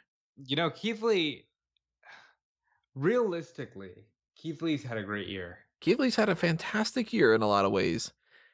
But they were, of course, are going to go, well, that's NXT, it doesn't count. You know, and it's like, oh, well, it's only your fucking third brand. You know, the one that you're pissed off doesn't get enough attention over AEW because you crap on it all the time. Like, yeah, okay, no wonder. Keith Lee would be somebody who I would want. I think that there's a good chance that Otis wins this. It's Dominic, man. Dominic had such a good year. Like, but did he really get any wins though? Did Otis do anything? Don't tell me Money in the Bank. Because I can tell you how bad that was. Well, that's why Otis doesn't get my personal pick. He gets my prediction, but my personal pick is the Street Profits. No, why? Because they've been the tag champs for like the entire year. Didn't they break out last year? Did they do what? When did they win the belts? This year. Damn it. Okay, maybe. That's up there. I can see it. I'm pretty sure that they won in like January or. Let me double check. No, they beat Rollins in February, I think. February it was after the fucking Saudi show. Just double check when exactly still it was. In the middle of like Rollins has AOP and Murphy. That's right. Yeah, so they won March 2nd. Huh. Feels like 5 years ago, I gotta tell you. Doesn't it? So to me, it's like you won those and you've held them ever since. Give them the breakout star. I got a feeling people might vote for Otis. And it's the thing too is Dominic. All these things we know well from the Champs Giving tournament. People don't vote necessarily on what they think the winner of this category is. They vote on who they like better. So if you get enough people that are like, I just really like Bianca, they'll vote for her no matter what. Even though I love Bianca, I think she's fantastic. But she didn't do anything this year. She didn't win a single belt. She won no important matches. She wasn't sole survivor at WrestleMania. They had to get around that tonight on the episode. She's like listing her accomplishments to Bailey, and she ended up saying, who was the last person left on the team of whatever. Like, it's like, oh, your technicalities on that one. That was a good segment that we'll talk about. We got what do we got? Tag Team of the Year. We got Nia Jax, Shayna Baszler. Nope. Shinsuke Nakamura and Cesaro. Nope. Golden Role Models. I think that they would get my pick. You got the New Day and you got the Street Profits. It's either Golden Role Models or it's the Street Profits for either pick and prediction, you know? Because quite frankly, they owned the pandemic. Sasha and Bailey, and I know you hate their rivalry and their friendship, but like they carried the pandemic. I think depending on somebody to fill the void out of necessity isn't the same as quality. Kind of the same as they think that long-term storytelling is the Mysterio thing. That wasn't long-term storytelling. They just went on forever, you know? I understand what you're saying. You might not think that it's quality in a regular time, but they were doing the best stuff on the show. I still hated it. I know you did, Tony. But it's okay. It's either them or the Street Profits for my pick and my prediction at the same time. Like, I can see people voting for them. And if you go on a kayfabe side of things and you ignore like work rate and promo ability and whatever, Golden Role Models deserve to get Tag Team of the Year. If not them, it's the Street Profits. So like, that's where I separate myself. Personal pick. If I could say non-kayfabe, I'm not going to pick Golden Role Models because I thought that was a drag, but I would vote for them if you were like, if I was in the quote-unquote WWE universe and it was like, who are you going to vote for? Oh, okay, that makes sense. You know? They would be my pick. Them or the Street Profits, but the Street Profits, like, they fought the Viking Raiders and a fucking tentacle creature came out. I didn't forget. Did you forget? Because I didn't forget about the tentacle creature. Okay. Tentacle creatures on the list of superstars.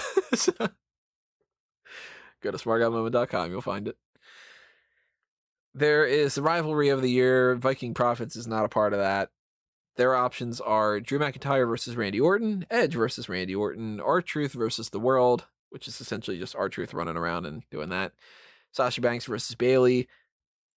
I still don't understand why that's necessarily on there because of the fact that most of the thing was not an actual rivalry. It was them teasing the fact they still haven't done it in 2 years, and then they just kind of rushed the rivalry itself. But whatever. Seth Rollins versus the Mysterio family, which I fucking hated, so I really hope that doesn't win. And, of course, Lana versus announcer tables. So let's talk about this one. Did you see how pissed Sonya and Mandy were? I think they have every right to be. I thought that was so interesting that they were just like, huh, snubbed for a table. Okay. I'd be pissed if I were them because, like, that wasn't the most perfect feud in the world, but, I mean, there hasn't been that many positive things this year. And the Otis and Mandy and Sonya and Dolph thing was better than this Lana and table crap. Lana versus the table isn't good. Let's just... It's there. That's on there because of recency bias. And it's because it makes Vince laugh. Somebody pitched it to him. Wouldn't that be funny if that's on Rivalry of the Year? He said, goddamn pal, that's great shit. And that's why it's on there. It's not. And it better be Edge versus Randy Orton that wins this. Oh, yeah. That's. Listen, boys and girls, that was wrestling. Yeah, if you vote for anything else, you're wrong. Just sorry, you're wrong. That was pro wrestling, folks. I want to explain. Like, that was like sit in front of your TV and enjoy wrestling again. Wrestling. Like, Edge vs. Randy Orton was great. And even the match they had at Backlash, we're going to talk about that in a little bit. That might be up there for me, as funny as that is to say. Well, match of the year options, they have AJ Styles versus Daniel Bryan for the Intercontinental Championship Tournament Finals. Fantastic match. Mm-hmm. AJ Styles versus Sami Zayn versus Jeff Hardy in a triple threat for the Intercontinental Championship at Clash of Champions. Fantastic match. Becky Lynch versus Asuka at the Royal Rumble. I honestly didn't even remember it. I don't remember it, but it was in front of people. It might have been good for all I know, but it feels like it's fucking 5 years ago, like we were saying, so I don't remember. In front of people. Just put that out there. Drew McIntyre versus Roman Reigns at Survivor Series, which I enjoyed. I enjoyed it as well. Wasn't my favorite match of the night, but you know. Edge versus Randy Orton, the greatest wrestling match ever at Backlash. That's kind of up there for me. It's on my list. Men's Royal Rumble match. Had a lot of fun. Yeah. Roman Reigns versus Jey Uso, the I Quit match from Hell in a Cell. That's a mistake. They're better. They did the better one the month before. Yeah, I agree. Sasha versus Bayley at Hell in a Cell. That's a good match. New Day versus Hurt Business. Raw Tag Team title match on Raw November 16th. I was like, wow. Recency bias is really bad on these Slammys. I don't remember necessarily absolutely loving the match or whatever, but to be perfectly honest, I might not have been paying the most attention in the world. So I might have to go back and rewatch that match. And the Boneyard match. And I got a feeling people are picking the Boneyard match, but I would certainly not. So when I first saw the Boneyard match, I was going to pick it. Like, it feels like it was that good. You know? To me, it never registered as a match. That's why I can't say that it's a great match. It's just a video vignette. So I can eliminate New Day and Hurt Business because it's a great match. It's a gem that if Callum and I are going back, we're doing 2020 a year in wrestling, we're going to go, fuck, that match is good. But I can't vote for that for match of the year. It comes down to the ladder match, Edge and Randy Orton, and AJ and Bryan. And I honestly think it's either if I had to like eliminate one more, I'd probably eliminate the ladder match. I think for me it comes down to Edge and Randy Orton and AJ Styles, Daniel Bryan, and I'm gonna give the slight edge, no pun intended, to AJ and Daniel Bryan in that amazing Intercontinental Championship finals. Now, is that your personal pick or the prediction, or both? That is my personal pick. My prediction is that Sasha and Bailey get it. I got a feeling they might, but I got a feeling even more so that people will go Boneyard. It's either Boneyard or Sasha and Bailey get it. And I think that if they go with Sasha and Bailey, it's just people that are obsessive fans voting. I don't think that that's actually people like on the fence going, well, I'm going to weigh this one, I'm going to score this, and I'm going to figure out whatever. I think it's people just going, because we do see this type of bias when it comes to certain things. We see people that do both ways. Some people are like, I don't want to watch women's wrestling, that shit, whatever, blah, blah, blah. I just want divas and I just want whatever. And then you get people that are like, I only watch women's wrestling and I'm only there for that kind of thing. So much more of that lately. I hate it. And I'm sorry. Like, we know people who do that, right? Like, I think I'm pretty comfortable saying Ben, one of the writers in Spark Moment, probably only watches women's wrestling. I don't get it. Yeah, I don't get it either. To me, but then again, I don't know. I find myself going against the grain of a lot of things just by being fair and normal, but and like, you know. Imagine saying I love Batman the Animated Series, but only when Gordon is on screen. I mean, there are people that do that kind of stuff. It's really strange. Like, there are people that are only a fan of, like, they're like, I don't like superheroes, and I don't want to watch any superhero movie except Guardians of the Galaxy is great. And you're like, wait, what then? Huh? Like, or I don't like Marvel, I only like DC. And it's like, you don't like a single character from there? Or, you know, like that kind of thing. It's just kind of strange to me.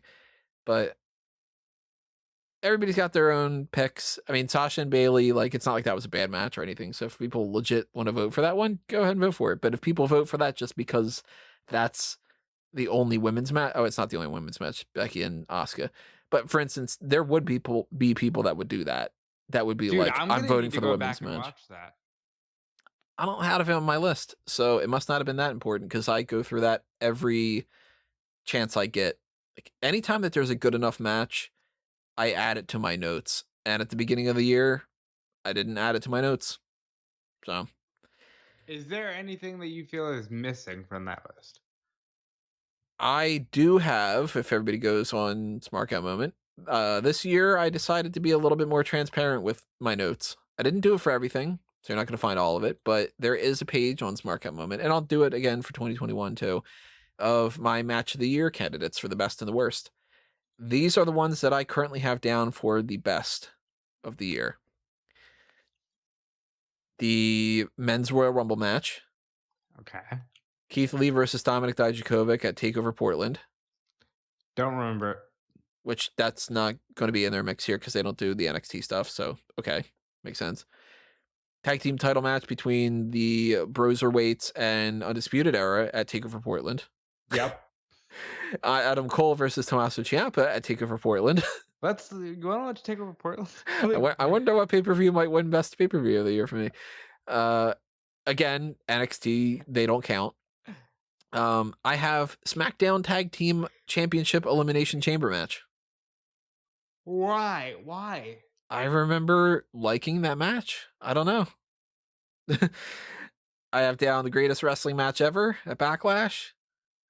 I have down the Intercontinental title match between Styles and Bryan. And I've got Walter and Ilya Dragunov. Oh my god. Oh, wow. That is a match, folks. And I've got Io Shirai and Rhea Ripley from November 18th of NXT. Wow. So for you, main roster is only Royal Rumble, SmackDown Tag Elimination Chamber, Greatest Wrestling Match, and Styles Bryan. They're the only ones that I wrote down. So are you going with personal pick, or are you going with Edge and Randy Orton? I don't know yet. I might have to rewatch these matches. That was a really good wrestling match. It sucks that they built it up as the greatest wrestling match ever. 'Cause that was really good. I will say it's not going to be the men's Royal Rumble match. I'm not going to pick that one, but it's probably either going to be Edge Orton or Styles Bryan for me. And I mean, it's not going to be the tag team elimination chamber match either, but I do remember liking that one.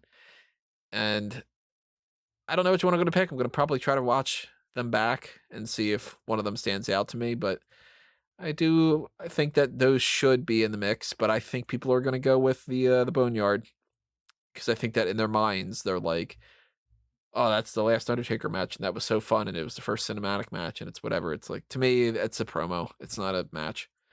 You gotta have a ring for it to be a match, in my mind. Even if you started in the ring and it's a false count anywhere, you gotta have a ring. We have male and female superstar of the year. These And options. then overall superstar of the year. Yeah, it's just superstar of the year, yeah. Okay. So it's Asuka, Bayley, Becky Lynch, Charlotte Flair, and Sasha Banks for the women.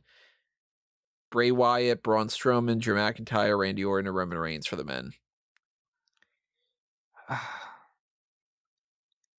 So I'm not gonna pick my personal picks for these, because that'll spoil my end of the year awards. All right, then I will also adhere to that rule. I think. Yeah, predictions are different because then you got to figure out what other people will pick. Like, I think other people will pick Sasha Banks or Bayley. I think Sasha.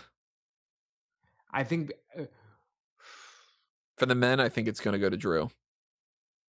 See, but if it's one superstar overall, I think it goes to Sasha. I'm very split on those two. I think, honestly, the winner of that between Drew and Sasha, of course, if Drew and Sasha win male and female, I think the winner depends on who they do something with the week that they shut off the poll. Actually, did they shut off the poll today? It might have been today. Well, then in that case, it might be Sasha. Might be then. But it would be really surprising to me if, for instance, like Asuka won or Braun Strowman won. Even though I like them, they're not going to win. Charlotte shouldn't win. Becky shouldn't win either. Becky was in the first 3 months of the year, and that was it. You know? Charlotte was in the first 4 months of the year. Charlotte's been gone for a while. Yeah. So don't vote Charlotte. Don't vote Becky. By the way, anybody saying, I don't need to see Charlotte Flair, you're so full of shit. The women's division needs Charlotte Flair so bad right now. Yeah.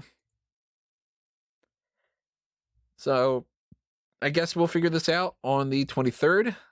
There is a page on smarkmoment.com. Oh, so are we watching together? Are we doing like a watch-along early in the morning on Wednesday, huh? I have no idea yet. Might do something like that. Maybe we'll do a dark cast. Maybe we'll do a live watch along on the channel and have just YouTube up and just do something like that. I want them to do like Slammy. It's like, you know how like they used to have like an actual like banquet? I want them to do that, where it's just like an actual, hey, if you're a WWE fan, sit down for an hour and watch us goof off. It's like, if you enjoy the Hall of Fame, it's kind of that, but we're going to be goofy and in character. Create an extra Slammy. And since they have like the Warrior Award and different things for the Hall of Fame, make it like the Owen Hart Award. And just give it to somebody random each year. Like there's no like purpose to it of like, these are the nominees. You just, somebody just goes, I just stole the Owen Hart Award. You know, like that's our truth. Like that's our truth all day. Oh, so that'd be great. Yeah. Owen Hart, man, so good. So let's round things out here with the TV talk. Now, I don't know necessarily if there's a lot of things to talk about for a lot of things. We're going to kind of just breeze through some of these. Let's talk AEW because we haven't talked AEW for a while. As far as the last episode of Dynamite goes, here are the talking points that I've got in my mind. MJF retained the Dynamite Diamond Ring, which is great. Thank God. And fat lot of good a lot of the rest of the episode was. I enjoyed Sting's promo. I enjoy Sting. I don't care. I'm a child. Like I think Sting is fantastic. I liked Sting's couple of lines where he said, like, I'm not here for you, Cody, but I'll see you around. Wasn't that great? Where he just goes, I'm not here for you, kid. See you around. It's like, ah. But I didn't like the idea that he was like, oh, I see a couple people that, like, you know, or else are getting my attention or whatever. And you see Darby Allin in the stands and he's just kind of like, meh. It's just like, oh, you look like a dork. Like, but like, that's the whole point. And by the way, brownie points to Tony Schiavone. If we could have a real, like, who had the best year ever, it's Tony Schiavone. He's had a great year, and he's just the best, and we took him for granted.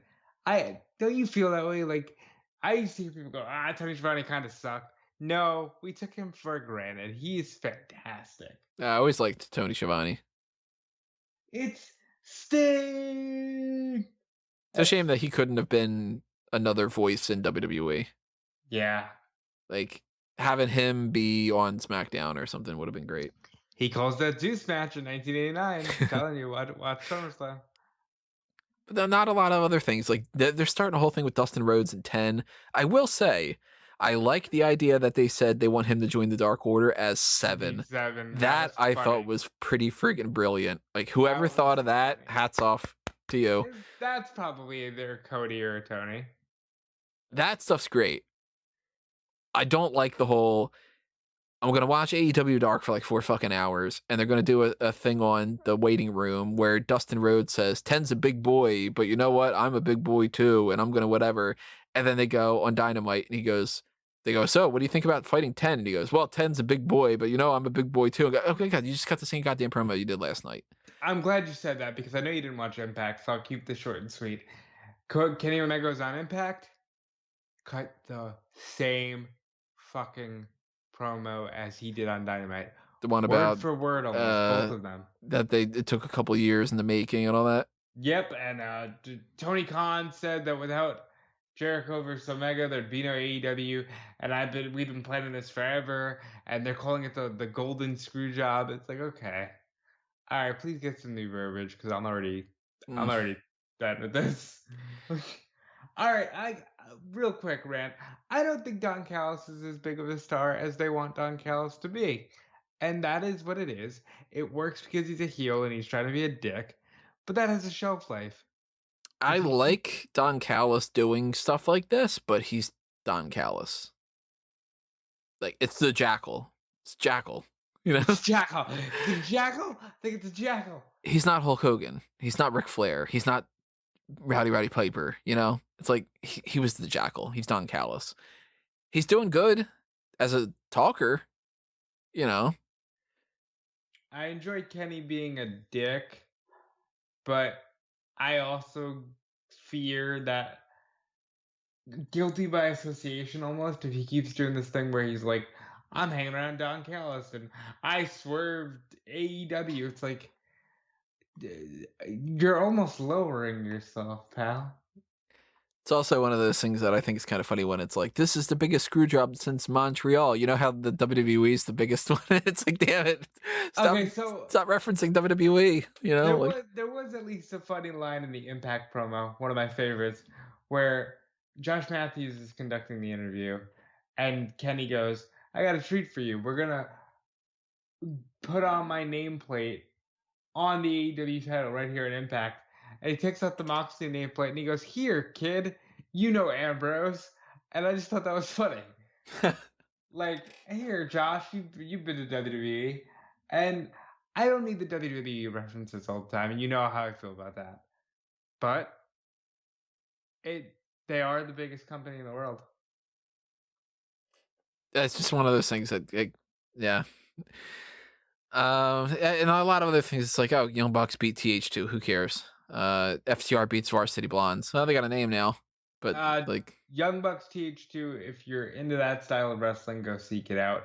Griff Garrison got some pretty good stuff in with the FTR match as opposed to Brian Pillman Jr. Brian Pillman took a lot of the ass whooping. I like the Varsity Blondes. I like the name.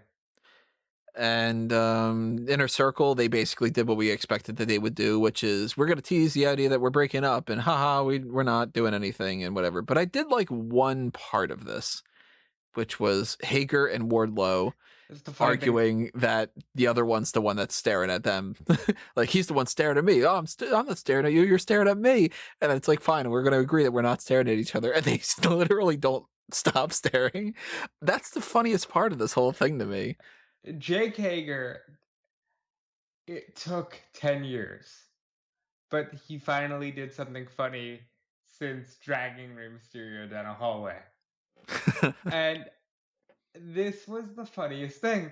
Okay, so we're good? No, we're not good. Why is he staring at me? Like, very funny. Yeah, I like that whole thing. I think that the segment was a little, let's stretch this out and knock it a whole lot of what we're going for or whatever, but I enjoyed it a lot more than I did the Shaq one. Go ahead, explain it. So Shaq is sitting down across from Brandy Rhodes and Tony Schiavone. Mm-hmm. And Tony Schiavone's like, so Shaq, what's up? And he's like, well, you know, I'm Shaq and I'm here because I'm fucking Shaq. And Jade Cargill's a thing, so Jade's Jade, I'm Shaq. And Brandy starts bitching and whatever, and I just... Brandy really wants to be a character, man. And I don't buy it. And it ends up with her eventually just throwing some water on Shaq and calling him an overgrown asshole. I have no interest in seeing this. I don't care that Jade and Nyla Rose beat the shit out of Red Velvet backstage. I like Red Velvet to a certain extent, but it's like, okay, so you're going to do a tag team match with those so that way you can try to hide the idea that Jade Cargill doesn't necessarily know how to wrestle yet. Nyla Rose is still learning. Red Velvet's still learning, and Brandy Rhodes isn't a veteran. So that's going to be a mess. Okay, so here's the one issue I had with the Sting thing, and here's the one issue I had with the Shaq thing. First of all, both segments did great. They both did over 1 million. Congratulations to them. Not at all surprised. I mean, you say you're going to take a segment of NXT and you're going to put on Ariana Grande and people are going to fucking watch it. You know what I mean? Like, yeah. I mean, Shaq and Ariana Grande are actually totally different people. Yeah, one of them's 9 feet tall and the other one's 2 feet tall or whatever. I don't know. Yeah. Still, it's like you could have a name, you get somebody who's outside of that bubble, and yeah, people are going to watch it, so. Right. Real surprise would be like if Abaddon versus Tesha Price would be like, oh, 1 million people watch that. I'd be like, wow, really? Why? You know, but anyway. I think this issue was Cody wasn't announced for the Sting segment, but he was there for it and kind of the center of it. And Brandy wasn't announced for the Shaq segment, but was the center of it. And then you get into the, oh boy, Brandy really wants to be a character, doesn't she? And you won't hear me say a bad word about Brandy Rhodes. I love Brandy Rhodes. But why? I don't think it's necessary. I'm sorry. I think that she just thinks that that's what she's great at and all that. And in some ways she can be. In other ways, it's running into the same problem as when the McMahons book themselves to be the center of everything. And you go, sometimes it's great. And sometimes just back the fuck up, you know? Yeah. And Shaq versus Cody is not a match that I want to see. Morbid curiosity. No real interest in a lot of the other things, like the Butcher and the Blade and everything. Lucha Bros, they're just getting injured. Every week, one of them gets injured, so same thing. Lucha Bros, Nxt King. Yeah. Did you know they have zero fear? Oh, the meanest in the ring, right? Yeah. I think they might need to repeat that about 16 more times. They get injured a lot, but I mean, people don't like when people say this, but it's bound to happen when you wrestle that style. Yeah. Next time Superhuman gets injured, it's gonna be. That kid's still doing that stuff? I haven't checked it out in a while. I don't know. I haven't seen stuff. I'm gonna write myself a note here. Check out Superhuman's most recent stuff. Whoop whoop. I don't want anybody to think I got an idea that I actually like that. What are they called again? Insane Clown Posse? Yeah, like don't think that the whoop whoop there is me endorsing that at all. That's me just repeating that. Because yeah, no, not them. You heard it here first. Tony is a juggalo.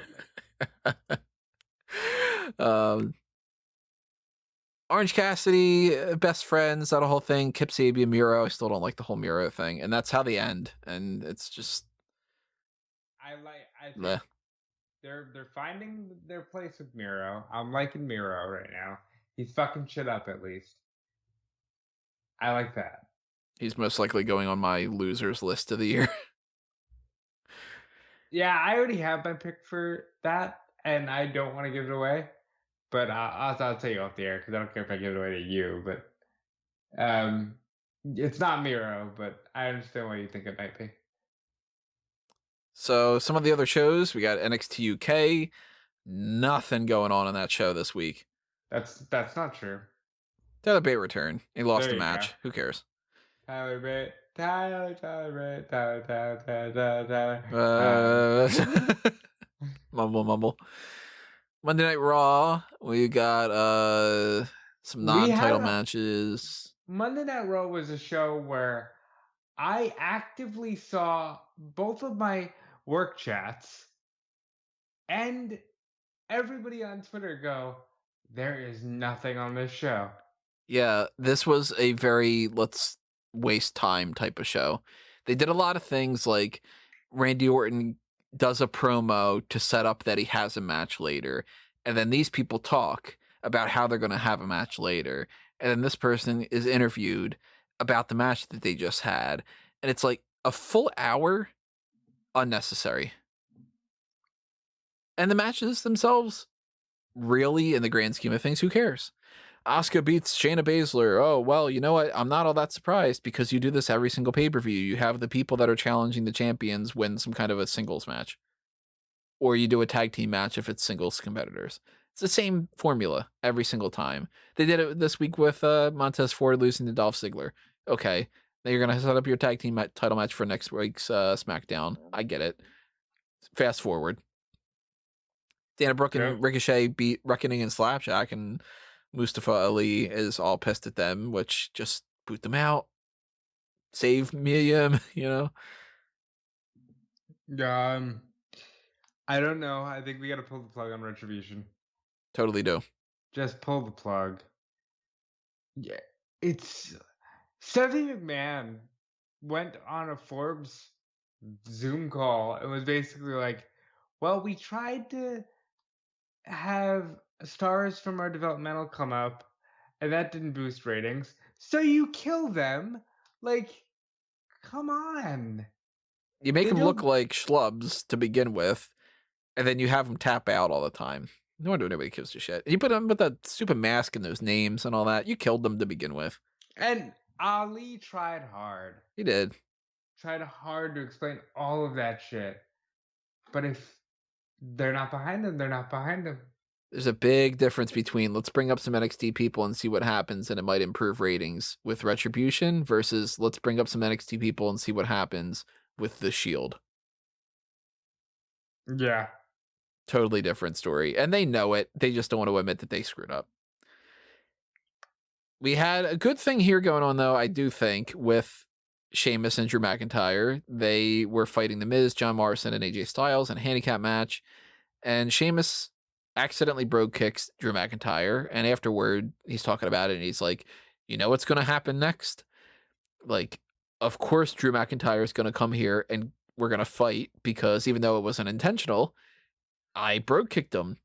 And then Drew McIntyre, true to point, shows up and goes, you know what's going to happen next, right? And they fight. And after they put Pat Buck through a table, they go, all right, we're friends again. And I was like, you know what? I like it. That's cool. I did too. Apparently the rotting corpse of Friendship Frog is still in the mix. So you know what they've announced for Raw for next week? They showed this commercial twice. Bray Wyatt is taking the Firefly Funhouse characters on a field trip to the Thunderdome. Mm-hmm. What? Bray Wyatt hasn't been in the Thunderdome? Yeah, that's their. Remember, everybody, we're in a different part of Florida now. It's like that's And then not they did, like the Thunderdome doesn't even look any different. it doesn't. It's really disappointing.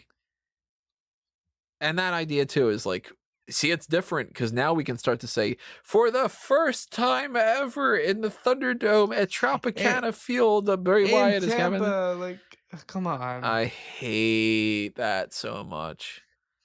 With a passion, I hate it. I love Matt Riddle's character recently.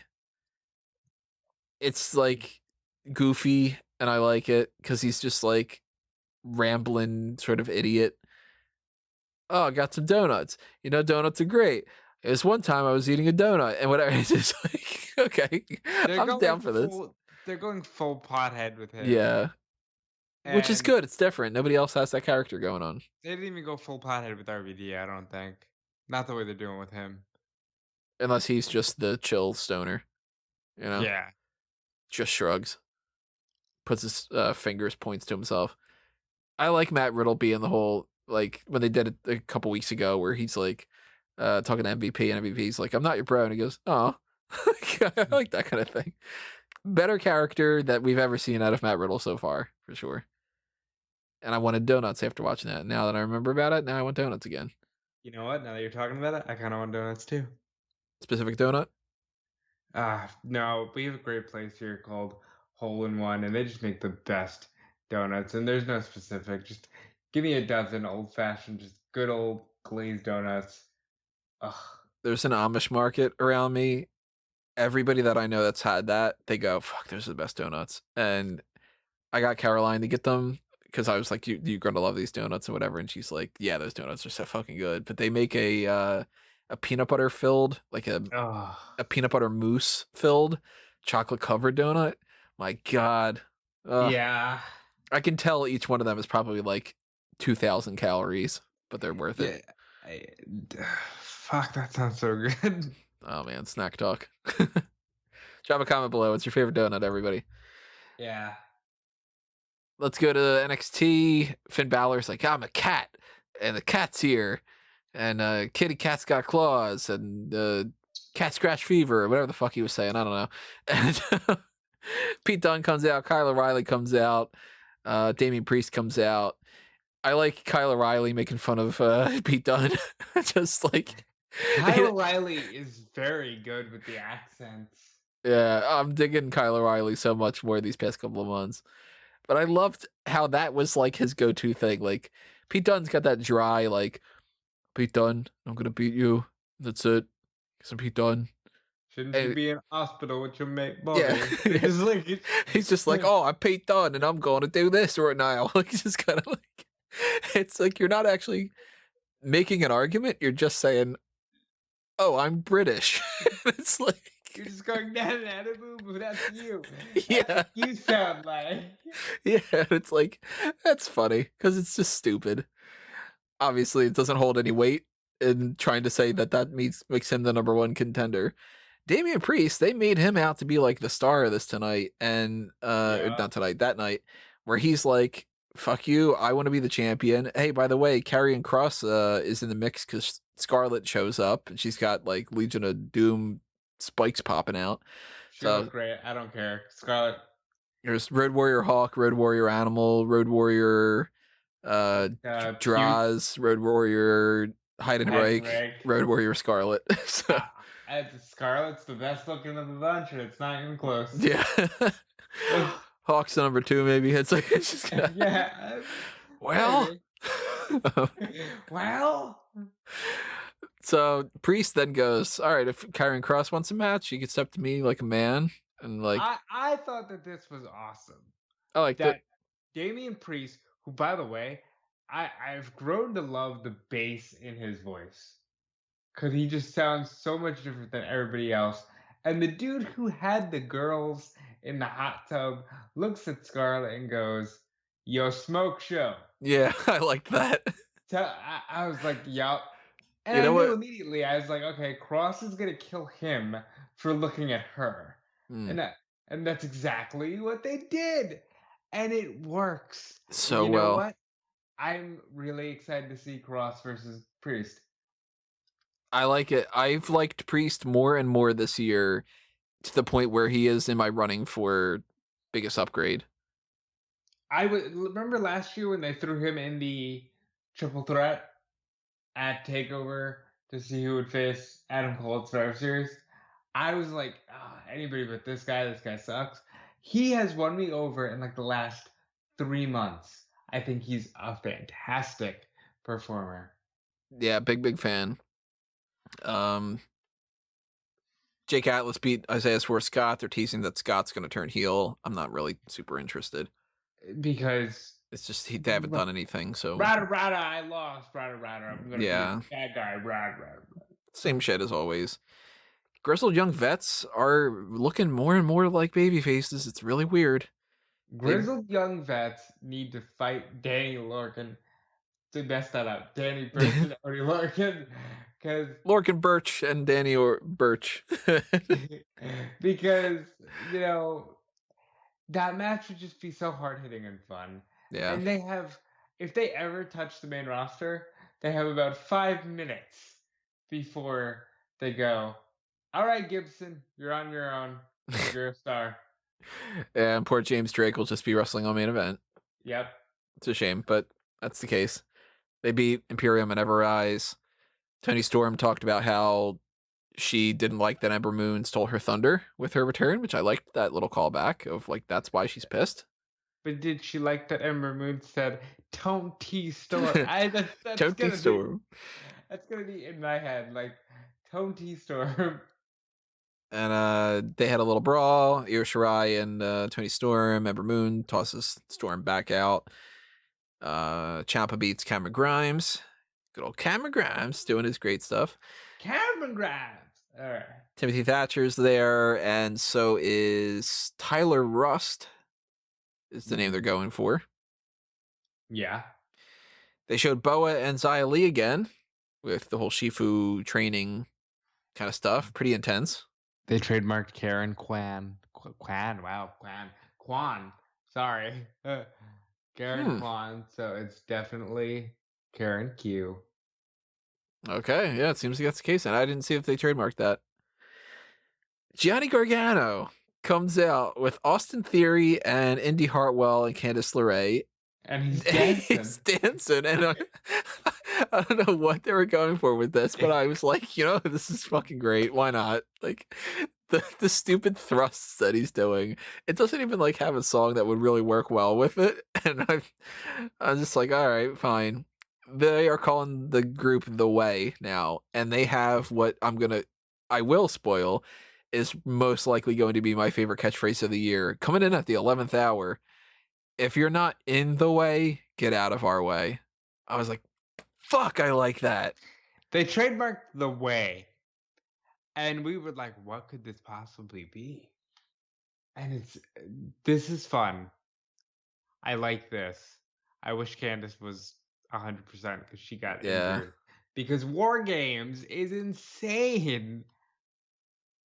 How many people are injured? It's Bobby Fish has an injury. Candice LeRae. Oni was kind of hurt. What's Oni's problem? Because Fish had a torn. He has a torn tricep. Torn tricep, yeah. It wasn't like fully torn, and they just had to put it back on the bone. Like he'll be back in 2 months. Unlike Edge, who's been gone for the majority of the year. I mean, Fish needed to squid and another injury. He gets like 6 of them a year. So yeah. Candice like broke her arm. And Lorcan got all banged up and bruised up. So much so that he turned into Danny. That's right. And, I'm sure like Shotzi's probably feeling some effects. War Games is intense. War Games.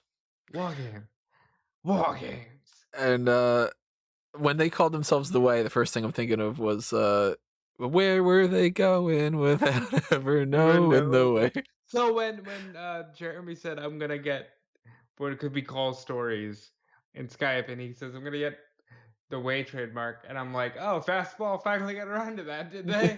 It's like good song. It's a great song. Pete Dunne beats Killian Dane. Kushida He did the fucking finisher to Killian Dane. Good for him. Yeah. Kushida's going to tag up with Leon Ruff next week against Johnny Gargano and Austin Theory because Priest got attacked by Karrion Kross. So You know what'd be fun is I want to see Leon Ruff in all his giddiness go up against Cameron Grimes because I feel like they would have a lot of fun. battle of who's going to like smile the biggest. Yeah. And then Jack Swagger pops in and points at a smile like he used to. And Raquel Gonzalez beat Ember Moon, and they did the whole like Rhea stares her down again and all that. Everybody's so sour on this. Like, who cares? Like, these two are fucking amazing. I love these two. Because you can't do it 100 times and make me care 100 times. I think Rhea Ripley, I said this. I think it's a loser leaves town at New Year's Evil. And they won't call it that because we're not in the 1980s. But I think it's, loser leaves NXT, whatever.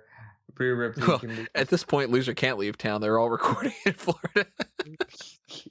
I think Rhea loses to Raquel and goes over to the main roster.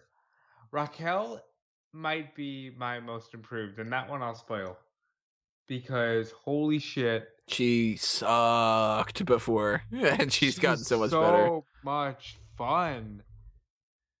Yeah, from going from such a bottom of the barrel type of thing in the Mae Young Classic, she might be a contender for that. Yeah. She's so much fun, and good for her, man. And that's NXT. And we got SmackDown, which starts off with a contract signing that turns into a championship match, and we'll just what the fuck? Skip right to it too. I was like, all right, well, this is ending in a DQ or something, and it's Carmella beats Sasha Banks by DQ because Banks just doesn't listen to the referee's 5 count. And Carmella smashes a bottle of champagne over Sasha Banks. She's got a sommelier now named Tommy, I think. Yeah. Is what she had said. I want to ask fun questions. Like, does Graves get access to the sommelier? Like, how come she just has somebody that can get her things? I thought, okay, let's start at the beginning of the night. I don't understand why. Like, why did they sign the contract and then go, we'll just do it tonight? I was okay with that when I thought, all right, so they won't ring the bell and it'll just be Carmella hits her with the champagne bottle or whatever. No, they have a full match to the point where I was getting ready to write, oh shit, Carmella wins the title because they're having a full match. And then it's just, oh no, Sasha got DQ'd because the referee decided to enforce the 5 count. I purposely didn't watch the match. I'll admit it. Because I said, I'm going to see this again in a week. If I do, I'm going to shit all over it on the pay-per-view. Because then I'll just go, I just watched this. So I went out of my way to go in the other room. I cleaned up some plates from dinner. I was just like, I'll have it loud enough to hear when the match ends. Well, I am proud of you for doing that. I did not have that option. I watched the full match. It was actually pretty good. But I'm interested and somewhat standoffish about this whole I'm gonna look sexy while I fuck you up. Cause it's just weird. Like, I feel like it's everything that they just spent the last 5 years trying to get away from. Well, am I wrong? Am I overthinking that? Oh, I think a little bit. I don't think that's what they're going for. I think that Carmella's going for I'm one of those bitches you need to be jealous about in every way. So here's my body, here's my business that I've got going on, and I'm also going to beat you up. Like, I think that's what she's going for. Fair enough. Sasha Banks, by the way, great outfit for that contract signing. Ring gear. You know, I mean, doesn't really apply to just all ring gear, but you know what I mean? She's on another level right now. Past the Neville level, it's like 78. Very much past the Neville level. Other stuff that happened here, we talked about Ziggler beats Ford. They're fighting next week. Yeah, they're fighting for the titles then. So because again, we have go home shows that have title matches now. It's just a thing that they do. I hope that means that they don't put the titles on the line at TLC. I don't want to see a match on Friday and then go, look at that, we're doing a rematch again 2 days afterward. Hey, have they announced that Lana and Asuka are fighting in a tables match against Nia and Shayna yet? I don't think so. They have Damn the it. match, but I don't think that they've Damn specified it. table.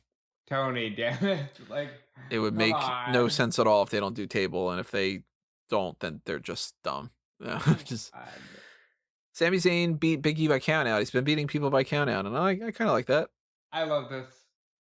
I'm not a fan of so Big E is just being Big E, right? Like he's still being New Day Big E. He's laughing. They did a funny bit backstage where Sammy's mad that he doesn't have merchandise.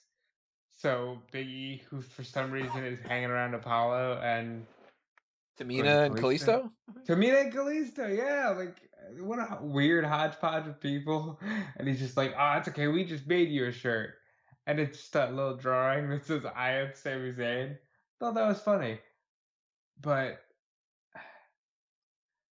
I don't know, like it's not clicking for me yet. He's doing the weird like lifting powder thing when he comes out, but he's not doing anything else pertaining to that. It's just sort of like, hey, I used to do this and now I'm doing it again. Yeah, I'm back to singles, so give me that powder. And they really emphasize how Big E, and this is on commentary, Big E really wants to separate himself from the New Day. I'm like, no, he doesn't, you fucking liars. Yeah, I'm pretty sure he's done podcasts where he said that he doesn't necessarily want to do it. That you can still be in the New Day and still get a singles push, like Kofi won the championship, you know. But yeah, it is what it is, and I we like had the idea of Sammy winning, but he lost to Bryan last week. And where's Bryan? What's with the sporadic booking of Daniel Bryan? Is he okay? Yeah, it is kind of weird that they're doing that. It seems like he wrestles like 1 week, takes 2 weeks off, wrestles another week. Off. Yeah. Maybe it's just the travel. Yeah, maybe he just wants to be home. He did just have a son. So, you know. Maybe he's just kind of like, if you need me, I'll come, but then I need a 2-week quarantine thing or something. Although the restrictions are mostly 7 to 10 days now, so I don't know. Maybe he's just being careful. But we wasted a lot of time with Kevin Owens, Jey Uso, Roman Reigns. I wasn't big on this. An inordinate amount of time. Owens just basically cuts a big promo, nothing special. He fights with Jey Uso. Roman Reigns attacks him after the commercial. Like, this dude said, this is a bad promo. He's like, I've got friends. I've got chair. I've got table. I've got ladder. It felt very like I'm used to being a heel, and now I'm a babyface. So I'm gonna say suffer and succotash, son. Like, Uso is just a bitch now. I'm sorry, that's mean, but he is. He's like a lackey now. He just gets beat up. Yeah, that's why I did not want to pick him up on the team.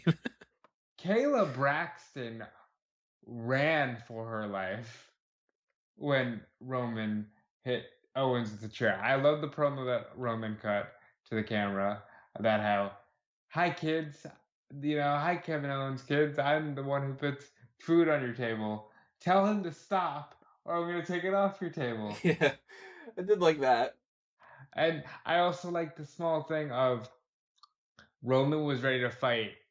And for the first time since this partnership was formed, we really saw Paul Heyman go, no, not right now.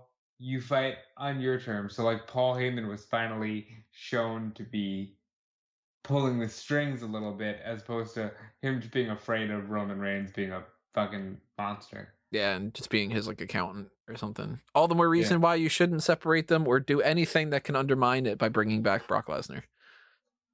Fair enough. Billy Kay got a tag team partner. It's Natalya, and they lose in like 2.5 minutes or something to the Riot Squad. Dude, this ending was so fucked up. Did you catch this? I don't remember what it was. What was it? Okay, so I mean, I know Riot Squad wins, but what was the ending of this? So Natty goes. It just happened, and I forget it already. Natty goes for that move where she sits people down and then steps over them. but Kay tags herself in, and they have a brief moment of arguing, and Kay grabs, I think it's Ruby's foot. Ruby is supposed to kick Billie Kay off into Natty, right? Totally miss. Natty sells it anyway. I mean, when I say they miss, I don't mean casually they miss. I mean, Natty was not in position and yet sells it anyway. I So gotta go now back and watch that at some point then. there's this weird, like, wait, oh, you hit me, but you didn't really hit me. So Billie stares at Natty for a second. Ruby rolls Billie up or whatever she does, goes to take out Natty because she thinks Natty's still on the apron, and Natty's just off because Natty was supposed to fall off. And it was just so awkward. I And must was not like, have paid attention to that because I don't remember any of this. I might have been like my eyes away from the screen at that point. but it was awkward. I enjoyed the headshot resume. I'm always going to like that. That's a great angle. I appreciate the Riot Squad always being color coordinated. Yeah, they And do that, don't they? Yeah. Well, they got nothing better to do, right? I hope they win the belt soon. We got Chad Gable trying to help out Otis a little bit, and This was funny. I didn't really love the match itself. They lose to Cesaro and Nakamura, but I thought it was kind of funny that afterward, Gable's like, "I'm teaching you what not to do." Like, I enjoy that. I like that Gable's back in his gear. He's not wearing Space Jam shorts. yeah, he graduated from 1990s Burger King kids. So back to Team Angle 2003. The only other talking point is they gave a name to the new group of King Corbin and Steve Cutler and Wesley Blake. This is fantastic. They are the Knights of the Lone Wolf. Finally bringing a little bit of the Lone Wolf stuff back into play. I like this for Blake and Cutler. Everything about this is good. Big fan. Not the biggest fan of Blake and Cutler. Cutler, I think, has got more than Blake does, but I am a huge fan of them actually trying to do something with them and giving Corbin some lackeys and giving them a name instead of just King Corbin and Steve Cutler and Wesley Blake, because I hate when they do that with everybody. It's so many tag teams on the list where it's just like they never gave a name. How did they never give a name to the Zelina Vega crew? Yeah. It was always just Zelina Vega is accompanying Andrade and Angel Garza. Give them a fucking name, That's why one of the reasons why Legado del Fantasma is so great in so many ways. By the way, nothing happened on 205 Live. Don't worry about it. So a couple little things to round this out. First one being Renee Young did an interview with Denise Salcedo. Who? And Denise Salcedo, she's an interviewer. She's like Xbox intern for a while. She does some stuff for Fightful, and she's great. But she said that she dips her pizza in ranch, and I just wanted Renee. I just wanted you to get that because, come on, Renee, stop it. Yeah, that was it. I really just wanted you to take it. I thought you were gonna transition into and Renee also said blah blah blah. No, because Renee, it was a fine interview. Renee talks about wanting to see John in dad mode and feeling like John's gonna be the totally lovable dad that all the kids think are cool, or Renee has to be the mean mom. And that's fine. I couldn't get over that pizza thing. Alrighty, everybody, that is the hot tags for this week. Next thing you're going to be hearing from us is going to be the Paul Heyman SmackDown podcast, episode number 25, which is already up as a premiere. It's going to be scheduled for tomorrow night, so stay tuned for that. And Rob and Callum will be taking care of that. Well, they already did. That's why it's scheduled. So, yeah. Anything for them to pay in particular attention to? All right, so we got some more details about what happened between Donna Marie and Tori Wilson. We find out that Stephanie McMahon is a bit of a tease and more just awful booking of Stephanie McMahon in the year 2002. It's the go-home show before Armageddon, so there's a tag team match between Big Show and A-Train against Kurt Angle and Edge. Good stuff there. We'll be reviewing Armageddon. That will be in the Darkcast feed on the Patreon for $10 a month, I believe, and that will be up on Tuesday. Check that out. Check out everything we're doing. We're half a year into this, Tony. Wow. 25 episodes in, Yeah. 25 weeks of SmackDown. 25 weeks of SmackDown in. Yeah. So outside of that, you can follow me on Twitter at DudeFleece. I did an Among Us stream over on Fightful yesterday. That was fun.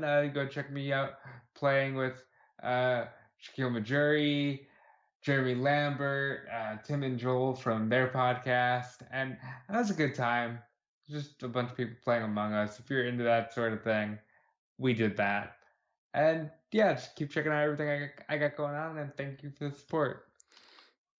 Obviously, keep checking out all my stuff at Smark Moment at fanboysanonymous.com's YouTube channels, all the Facebooks, the Twitters, all the social medias, all the S's, and go to eWrestling News and Bleacher Report for the other articles that I'm writing that aren't on those websites. Follow me at Tony Mango. Stay tuned for everything else that's happening here too and on the website, because the next set of things we're going to get into next week is the TLC predictions. And then we've got 2 more weeks for the year. So this is what I got going on. The week of, and the day of the 23rd. Originally, we had a plan to do something that would have been a Wrestling is 2020, and it could have been a potential live special. With the Slammy Awards happening at 10 in the morning, thinking about changing that up a little bit. And I haven't decided on how to do this, what to do, exactly what I'm going to target, whatever, but I'm debating about a couple different things. So drop a comment below. Tell me your thoughts on what you might want to see better, and I'll try to keep that into consideration. But possibly a live reaction to the Slammy Awards. I don't know if that would run really well, because I'd have to do kind of like a live fan tracks thing. I'd have to set that up on the one computer and not have that be the one that we're recording on, because then that would just pick up the audio and then it would be a copyright issue. Or maybe to do some kind of a recap of that, but I honestly don't think that that's going to be good to do a recap, because the preview stuff kind of covers it already, and then it just becomes, well, these are the ones that they did that. So I'm thinking maybe that should be saved for the hot tags, but the hot tags are Christmas. So I'm thinking what we might do is we might do a live special that are hot tags and a Slammy review. Hot tags that incorporates the Slammy review after the Slammy stuff, and that we factor in a little bit of the AEW stuff. And if we do that, it might not be live. That's another thing too. Maybe instead of doing live, because then that comes off more as like a mailbag, and I don't want to get distracted too much. Maybe what we'll do is we'll do hot tags / Slammy review / a shortened version of the Smark Out Moment Awards based entirely on AEW, which I have no notes for. So like I couldn't tell you like best match of the year is such and such. I might be able to on the spot, but that might be a way to do it. I don't know yet. Maybe people are just like do a Mount Rushmore or something, then maybe we will. I don't know. Mount Rushmore of Santa Claus. Mount Rushmore of reindeers. Let's go. Obviously Rudolph, right? Dasher, Dancer, Nixon, Cupid. Okay, yeah. Nixon is definitely on Mount Rushmore of reindeers. What are the other ones that Homer says? Because I know he says Nixon's one of them. I couldn't tell you. Let's see. Simpsons, reindeer, Nixon. Let's see if he says Dasher, Dancer, Prancer, Nixon, Comet, Cupid, Donna Dixon. That's pretty close. That's obviously early Simpsons, where first episode, I think. Yeah, well, clearly, like they allow you to have him be stupid, but he's still kind of smart. Still thinking about doing that Mount Rushmore, or not Mount Rushmore. Well, we didn't do Mount Rushmores for that, but we could. Tier list of tier list of Simpsons characters. We might do a Mount Rushmore of Simpsons characters for fanboys. I don't know.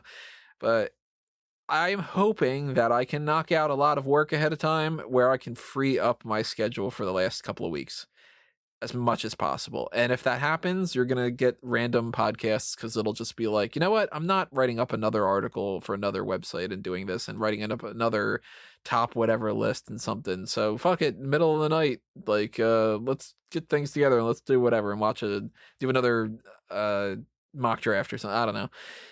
I am thinking more so leaning towards the idea of on the December the 23rd doing most likely not a live special, just doing what would we give our awards to if we did awards for AEW, and then talk about the Slammies and treat it as hot tags plus whatever. I think that's where I'm leaning. I think that's perfect. Yeah. So keep that in mind. Maybe it works that way. Maybe it doesn't. Maybe we do that and we call that the hot tags, and then we do an extra main event too. I don't know. We'll see. Yeah, I mean, it's pretty open. Yeah. Last year, I think what I did was I just did like a hot tag type of thing like that too. And then it's just, there isn't a main event. It's just a different episode of the hot tags. Because I'd rather keep the hot tag number system going than to call it something else like Wrestling with the Past, or it wouldn't be Wrestling with the Past. It wouldn't make any sense. Then it would be Going Over. And Going Over, that's not like a captivating type of thing. So probably we'll do that. Again, if you have any objections or you have any thoughts, drop them in the comments below and we'll take that into consideration because that's what the whole point of the feedback is. So vote on the feedback survey. Tell us your thoughts. What do you like? What do you dislike? What do you want to see more of? What don't you want to see? Vote on that while you can. I'm going to shut the poll off the day that we do, actually the night before we do the recordings of the Smack Talk Awards. So I haven't figured that out yet. It's either going to be the 26th, 27th, 28th. I don't know. We'll sort it out. Yeah, we'll figure it out. Maybe a Darkcast soon. Maybe something else. I don't know. Hit up the Patreon. Check it out.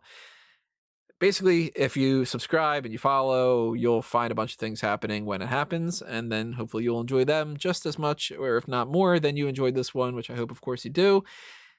And we will see you next time, everybody. But for now, this has been another Smark Out moment. We're being counted out.